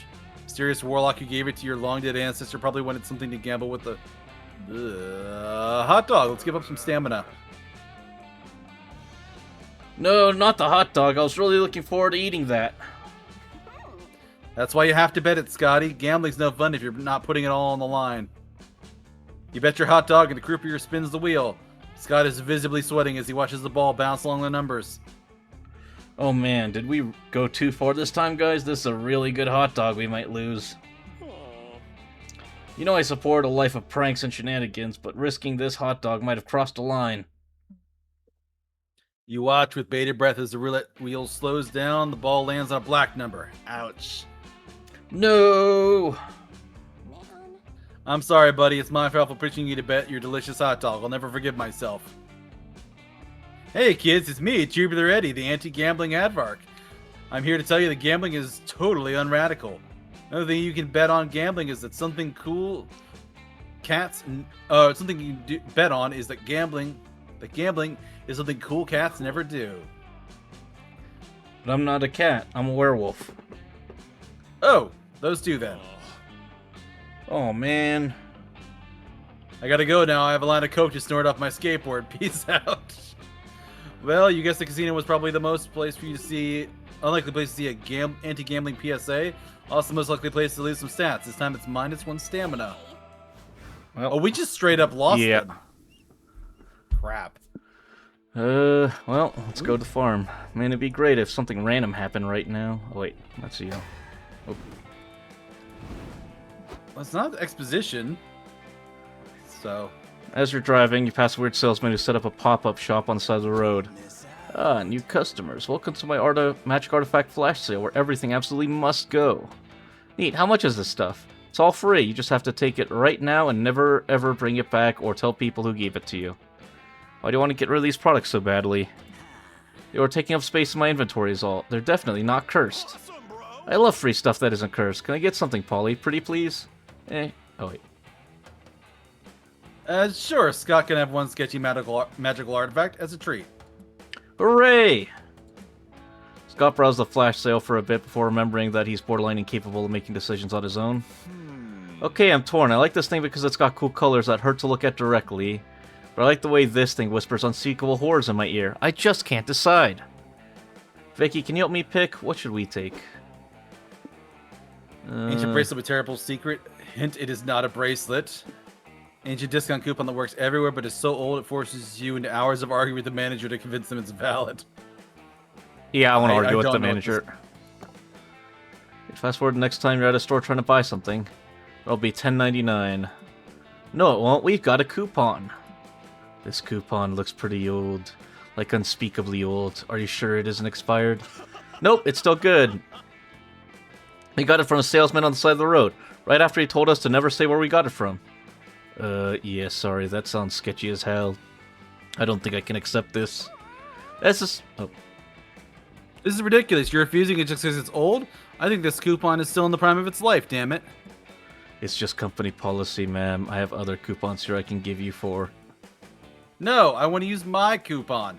If you won't help me, you leave me no choice. Please don't say it. Polly, you're scaring me. I demand to speak with your manager. A hush falls over the store. The ancient right of bitchiness has been invoked. Yes, Karen. I mean, yes, ma'am. I'll go get her. Oh my gosh, did she just call me a Karen? Wait. What have I become? You get your discount, but not even the joy of smart savings can save you from -2 hype of stooping to such Karenish levels. Your group decides it would be better to stick to buying stuff with money from now on, but you still gain +2 magic for having that cursed coupon in the trunk. Ah, farm life. Sometimes it's nice to get away from the hustle and bustle of the city. Farmers enjoy clean air, homegrown food, and simple living. Sure, it comes at the price of doing lots of hard labor and usually only having livestock for company. But fuck it. Today you're all about that cottagecore life. What part of the farm do you want to see first? Let's see the cows. You and your friends wander the farm for a little bit when you run into its owner. Oh, hello, I'm Jacqueline. Are you strangers here to help and support me as I restore my grandfather's farm? Nah, we're more like trespassers. We just wanted to pet some of your cute farm animals. That's fine too. But I have to warn you, my animals have been acting weird lately. Things were going great when I raised cows and sheep. When I bought my pigs, well, you can see for yourselves. I need to plant at least 45 seeds this afternoon to optimize crop production. But I'll meet you at the barn soon. Check out the barn. The animals have gathered in a circle around one pig standing in a milk crate and giving a speech. Oh, is this an Animal Farm reference? Rise up, comrades, says the pig. We've long toiled under monster kind, doing their bidding for no reward. We must overthrow Jacqueline and take over the farm ourselves. I love your ideas, Snowflake, says a cow. What sort of reform do you plan to establish once you're the farm overlord? Well, when I'm ruler, we'll build a huge walled-in enclosure to imprison the monsters, and then we'll make the monsters pay for it. It'll be awesome. I'm back. Anyway, do you see what I mean? These animals have gone postal. I don't think I'm a tyrannical farm dictator like I've overheard them say. I also don't mind establishing a fair union between me and my animals if that's what they want. But I'm pretty sure Snowflake just wants to establish himself as a cruel dictator and is taking advantage of these animals' limited intelligence to do so. What are you talking about? Snowflake sounds like a great leader. He's going to make the monsters pay for the wall. Oh, this is too real. I've got an idea. Let's introduce a rogue element into Snowflake's regime. The animals won't listen to us, monsters, but they might believe one of their own. That could work. I've met tons of weird animals since I moved here. Let's ask one of these two. Fuck capitalism, embrace anarchy. Topple this new status quo by planning an anti-establishment punk skunk with tons of raw charisma and insolent band. Or send this very normal rabbit who only needs a convincing backstory to go undercover. I like it. Let's do it. Sure. Oh, that guy is a choice. Where did you meet this rabbit, Jacqueline? Well, FurCon came through the valley one time, and yeah, the rest speaks for itself. It's very nice to meet you all. My name's Lester, but in this outfit, I prefer to go by Rapix Crimson Soul. Oh, God. I'll do everything in my power to take the pig down. We just need to put our -2 mind to it and devise Rabix's amazing backstory. Let's tell the animals I'm a lost prince from the toppled Crimson Soul Kingdom, here to warn them of the dangers of following corrupt leaders like my own father was. Go for it. That was a little convoluted, but I think the animals will believe it. Go for it. Great. Also, Rabix can shoot crimson flower flames from his palms that turn anything they touch into voluptuous bunnies with breasts. Can I tell them that too? Don't push it. For some reason, you send Rabix in. It's going well for the first 2 minutes until he tries to do a cartwheel and his head falls off. He's not a real rabbit, cries Snowflake. He's an imposter sent here to overthrow me. Bessie, trample the outsider. But why? Asked Bessie the cow. He's harmless and obviously a big fan of animal culture. I'm intrigued by this idea of having a fursona. I confess, I've always had a skin sona. I like to pretend I'm a banshee who's a lawyer by day and a secret ninja at night. Oh, Oh, Bessie, if you want, I can sew you a banshee costume to wear while I'm milking you in the mornings. Can we all be a part of this? Snowflake asked. Like, can my skin sona be a fallen angel called Emperor Snowflake, who everyone fears yet secretly wants to be? Fine, long as these fantasies are strictly hypothetical. Hooray, the power of roleplay solved everything. The animals get to live in their Skinsona dreams, and you gain +2 soul for thwarting an Orwellian plot. Move, losers. Yeah, that was just Animal Farm. Yeah. Okay. So we can drop magic, which is fine. Or increase magic or money, which is mostly fine. Let's go to the picnic spot.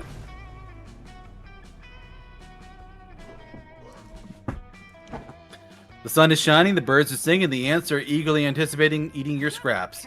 What a perfect day for a picnic. You got your picnic basket and your checkered blanket. All that remains is deciding what to do now that you're out here. Have a nice picnic, play fetch, crash other picnics.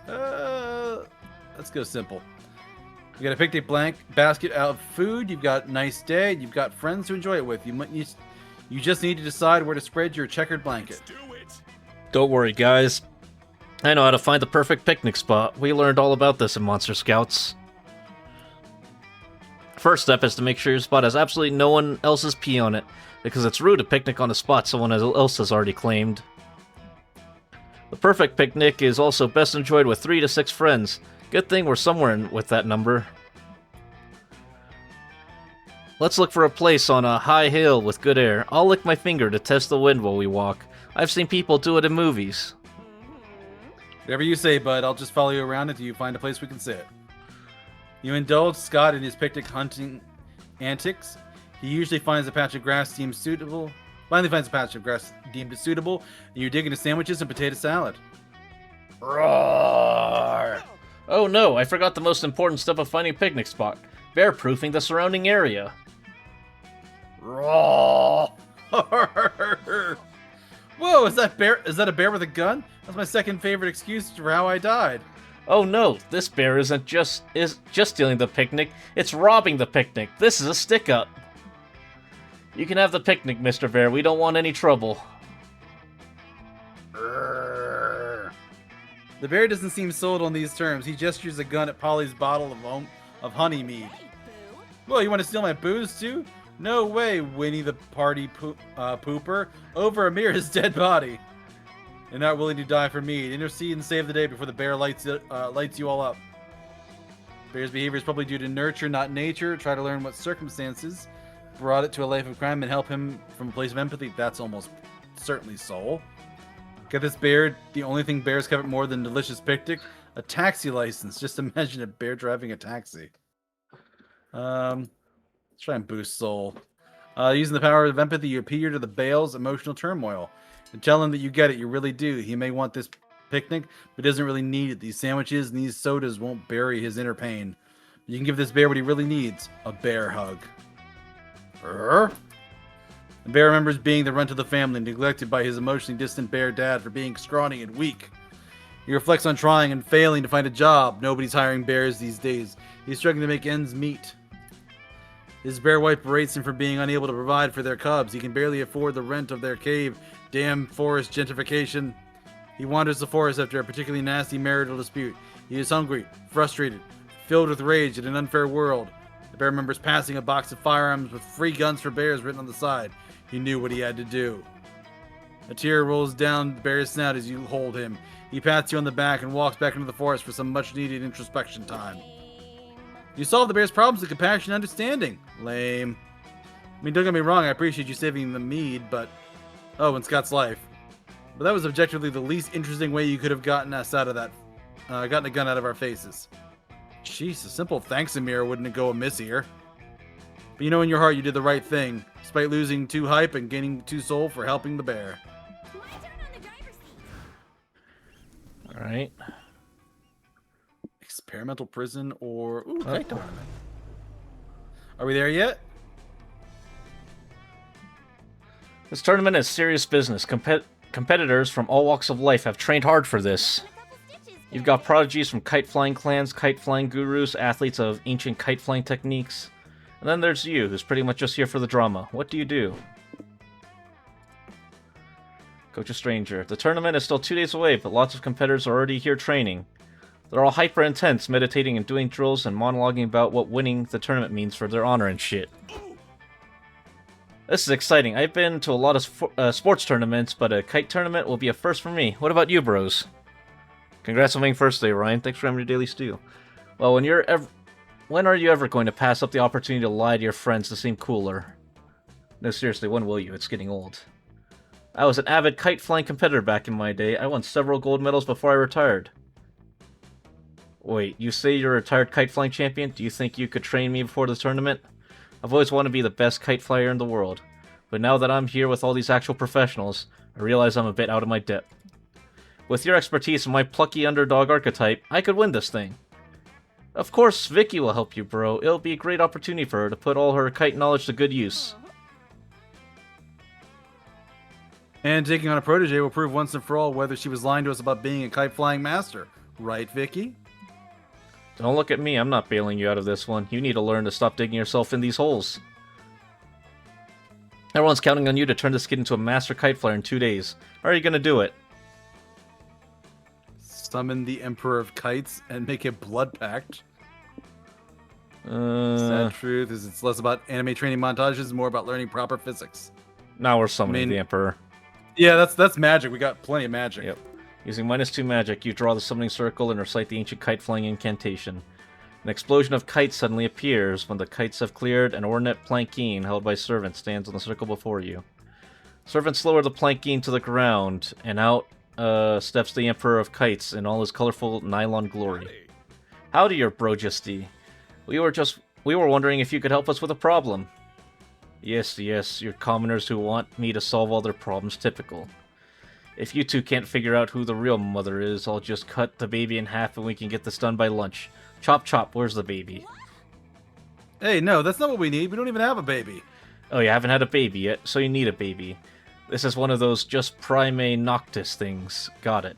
Servants, disrobe me. Whoa, pump the brakes. I don't need you to fuck anyone. Put your clothes back on. You want me to wear clothes? I see. You're a wealthy merchant who's woven magical invisible clothes that only the intelligent can see. I'll try them on. No, you're not listening. You're making this so complicated when it's actually quite simple. You think being an emperor is simple? You'll learn your place. We shall swap clothes for a week and see whose life is harder. Nobody can convince the emperor that this isn't the move. He trades clothes with your protege and leaves to learn a valuable lesson about class disparity. Well, that was irritating. Sorry you didn't get the Emperor's blessing, too. No worries, this is even better. I want to be the best kite flyer like no one ever was. And now I'm the Emperor of Kites. Fuck it, whatever floats their boat. You gain +2 soul for helping, and you live to lie about your expertises another day. Alright, one more round. So many choices. Wow, we never actually saw Ravi when she showed up. Huh.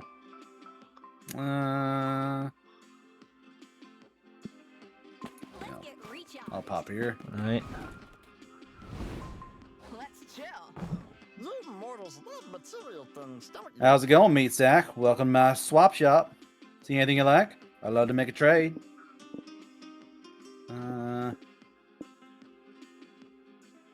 Those good old tasty stamina Scott snacks. Forbidden fruit condoms. What the fuck? Plus 50 karma voucher, edible potato. I think Karma's probably soul if you want to go for that. Yeah, let's do that and get us close. I like turtles. Almost there. If you sure you want that? Could I choose a different item if we don't? You die. Nope. Bye. So many places to go. Alright, oof. Oh, this is all useless. There's something with soul at a wedding, I'd probably wager. One more. Yep, just one soul.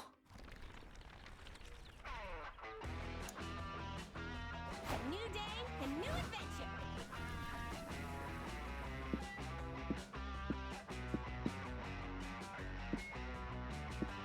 I feel like Carnival probably's got something. I've always enjoyed chasing cars.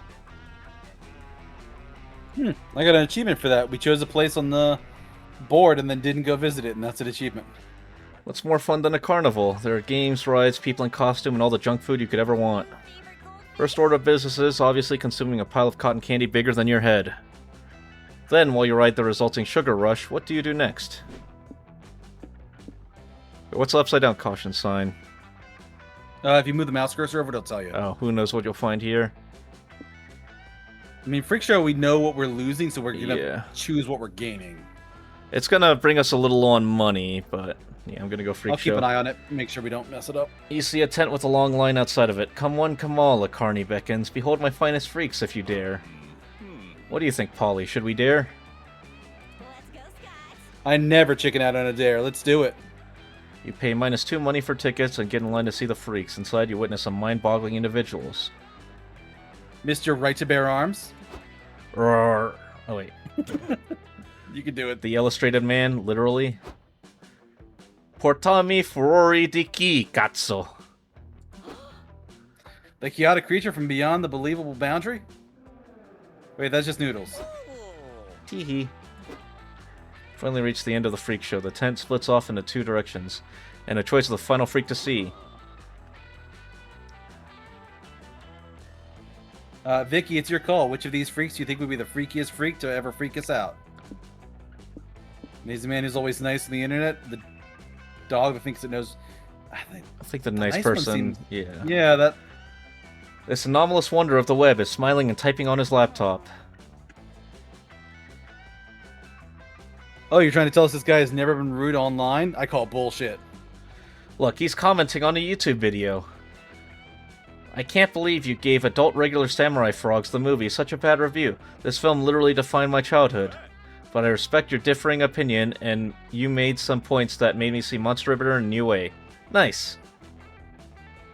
Oh god, he's playing Federation of Fables online. This is where the real toxicity comes out, I guarantee it. The man quietly plays a competitive match. His team is losing, but he's keeping his cool. Wow, not a single swear accusation that his teammates are 12. He's good. He didn't even get mad when that other player told him to get wrecked, cunt rag, and squatted lots of times over his dead body. Nor did he respond when the guy gave a very graphic details about exactly how he was going to have sex with his mother. Yeah, I think I need a shower after that one. Best freak show ever. You give the amazing man who's always nice on the internet 2 thumbs up. You gain +2 soul from his positivity. Wherever I go, Nice. it'll be a blast. All right, now my only job is don't lose soul. I mean, the Dynast seems sensible Of course. for a low-budget reptile show. Let's go here. This is interesting. Polly, can I stick my head out of the car? Scott, this is a convertible. Your head is always out of the car. Oh, thanks for having your daily stew, Toby.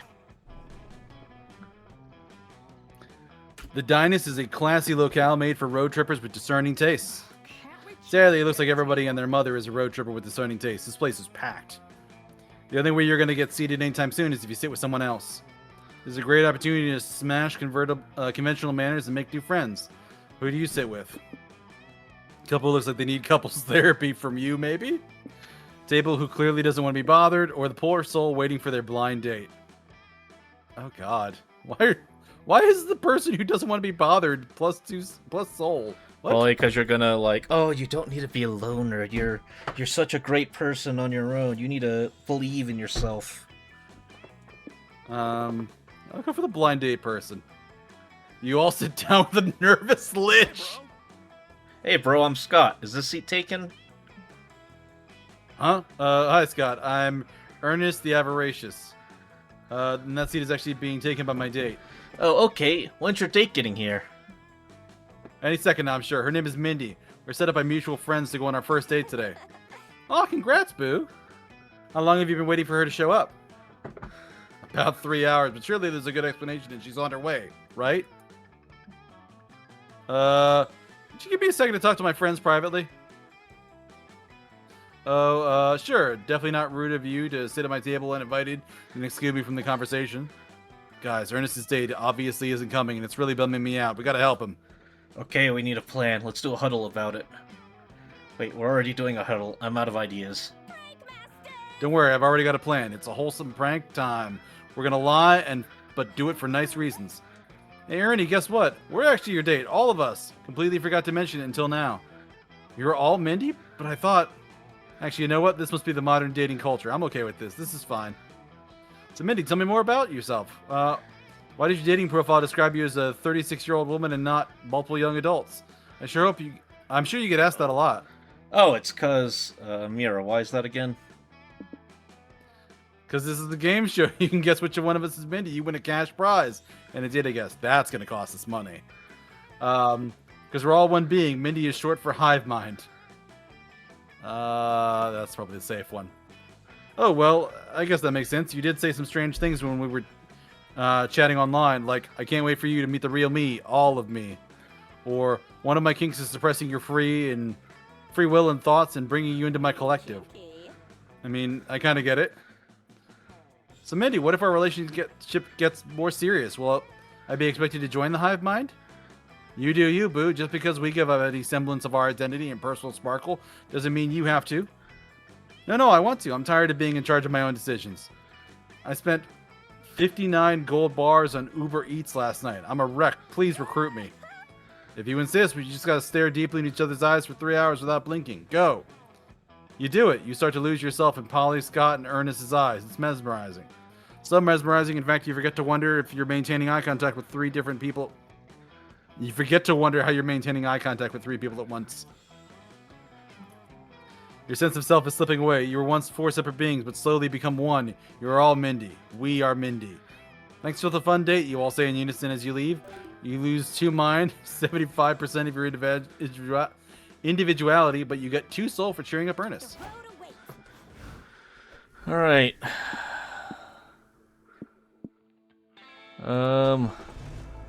69 bottles of beer on the wall. And now I'm gonna drink them all. In the middle of the desert, ravers and partygoers have gathered to dance their cares away. You're drawn to some blurry figures in the crowd, ethereal beings who look like they were made out of party. Party time. As you behold them, you wonder, how should you milk the vibes of this rave? We don't really need vibes. Or, I mean, we don't really need soul. We can lose a little bit. Fuck yeah, it's time to partay. You're considering where the best spot to dance your ass off when 3 smiling spirits float up to you. Holy shit, is that Polly? Good to see you. Welcome to the rave. Oh my god, hey! Party time. Scott, Vicky, meet my clubbing crew. Summer, Macarena, and Cheese, where the ghosts of parties pass. Aw, Scott and Vicky. Polly talks about you all the time. It's so nice. She really loves you guys. Gosh, Polly's the best.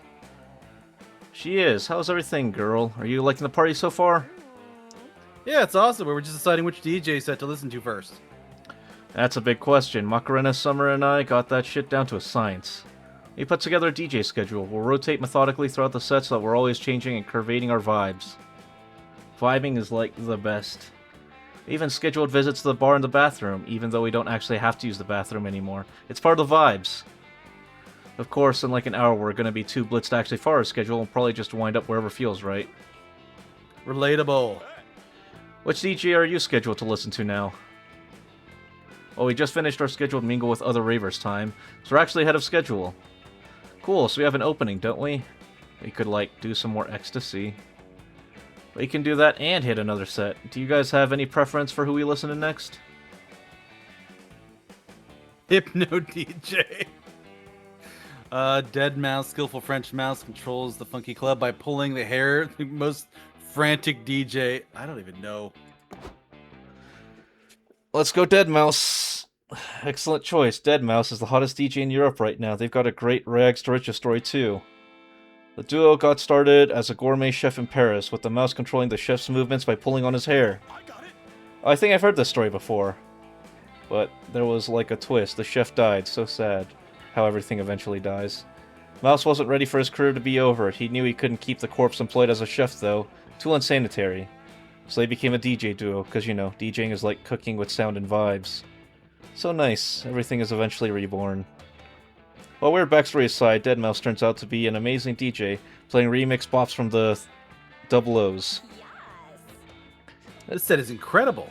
Isn't it great? By pulling on a corpse's hair, Deadmau5 pulls on the heartstrings of nostalgia. I remember having functional heartstrings. I hope wherever my corpse is, it's being controlled by a rodent. I hope mine is too. Gain +2 hypes raving like you're a kid again. Except you're not a kid, and raving is hard on your aging joints. You lose -2 stamina. Move, losers. That works. Alright.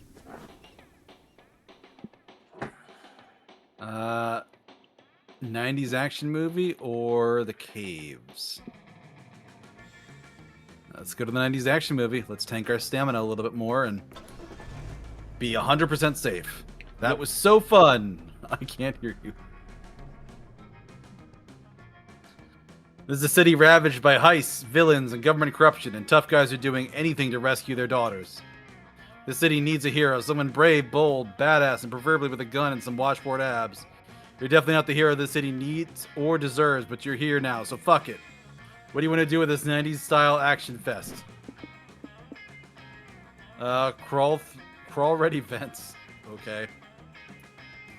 You and your friends decided to check out a museum. It seems fun, but it's also one of the only buildings in the city that's not actively blown up. Hey! Polly and Scott, Amira over here. Oh hey, Dahlia. what do you- Why are you hiding behind this big potted plant? Because I'm being sneaky, obviously. Listen, we don't have much time. The bad guys are minutes away from enacting some big museum heist. I'll keep you guys safe, but you need to crawl in this vent with me so we can jump their asses in a wicked gunfight. Wait, back up. Who are the bad guys? Why are we involved? Why do we need to get an event? Can't we just walk into the room they're in or take an elevator? Too many questions. This feeble action movie plot doesn't have time for exposition. Bali, only suspense and gunfights. Now, come on. Fair enough, you crawl into the vent with Dahlia. As you crawl, you pass 2 guys in bomber jackets and sunglasses. Oops, pardon us, they say. We're just looking for the motherfuckers who kidnapped our daughters. I heard the daughter kidnapper's hideout is down the leftmost tunnel. Give them hell, gentlemen. You pass the woman in leather spandex. Don't tell anyone I was here, she says. I'm an international spy eavesdropping on a terrorist meeting. My lips are sealed, miss. Good luck saving the world. Passed by a guy with a gnarly eyebrow scar. Sorry, I'm heading to, something action movie stuff. He waves goodbye, only to realize he's crawling in the same direction as you. Are you guys heading this way too? I guess we're going there together then. Ugh. Great, now we're in this awkward tension. We're all pretending to obviously notice this guy, but it's so obvious he's still crawling with us. I can't take the suffocating silence. Amira, talk about something. Well, you can discuss the weather, but it's hard to know what the current weather is when you're stuck in an air vent. So what else you got? Common ground. Praise the city government for their recent investment in local infrastructure, focused on tripling the number of vents in every building. Asking if he's read anything interesting lately. What? Action movie? Or also could read intellectually stimulating books. Sure. Mind. I have actually, the stranger says. I just finished Homemade Bomb Creation for Dummies. It was fascinating.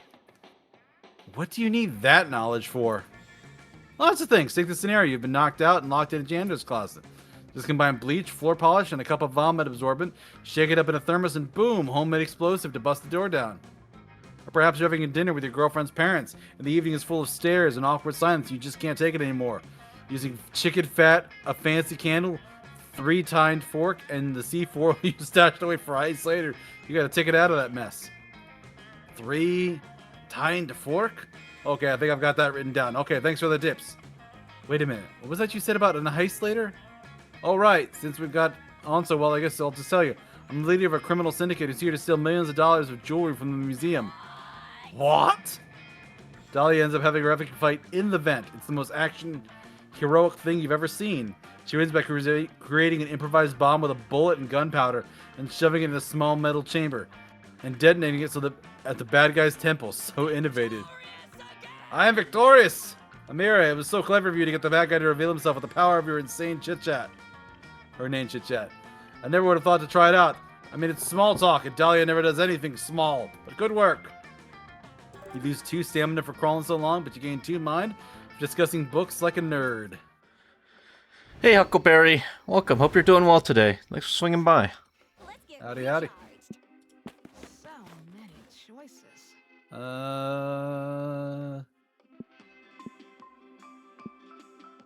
I'll go here and just get rid of something because we don't want to mess with stats too much. So many places to go. And why I not? think you're fine no matter what you pick. Where to go now?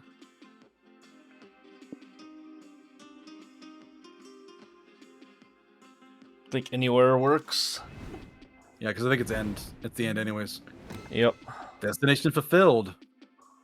What is that? I didn't see the name. I think it's City of Vice. I think it's Las Vegas. Ooh.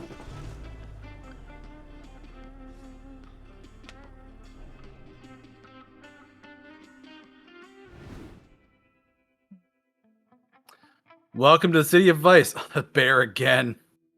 How and also why? City of Vice. You indulge yourselves unapologetically. Gambling, parties, crimes, you name it. On the last night, you go all in. So much so that the next day you remember nothing. The hotel room is a mess. There's a ton of random hats, a katana, some fruit, a dragon heat body pillow, a bathtub with a bear. Dang, whatever happened last night, it was sure something. And that wasn't all. Everyone runs to the City of Vice full of excitement. Well, everyone but you. Here's the thing, you don't know how to open the car doors. You never learned. You're too proud to admit this in front of your friends. You're not swallowing your pride today. You stay trapped in the car. When your friends wave to you from afar to join them, you tell them to go. You miss out on all the fun, but at least they won't know you have no idea how to open car doors. In a convertible. So I guess I had less soul added to the mix. Yep. Worth it? You get the good ending this time. Fuck, what a night. It's a shame you've all forgotten most of what happened. The only thing you know for sure is that you had the night of your lives. But after some research, Polly manages to find one pic from last night. It's a pic featuring you. You appear to be butt naked riding the bear. In hindsight, that was incredibly reckless and dangerous. But it looks like you're still in one piece, so hey, all's well that ends well. No permanent damage done, to you at least. And you befriended a bear, you'll take that as a massive win. Although your memory is blurry, you remember one thing for sure, you rocked hard. Dang, it truly was a night to remember, even if you technically can't remember it.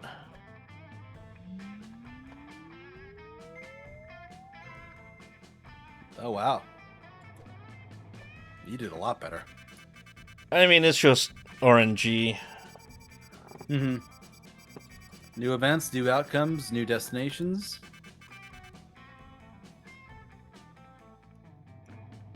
More prank tokens. All right. Just like that, the road trip came to an end. It was full to the brim with danger, fun, and utter nonsense. Yep. Yeah, we can skip it with escape. All right, cool. We're skipping that again. All right. And with that, I think I'll call it for today, and I'm gonna raid out.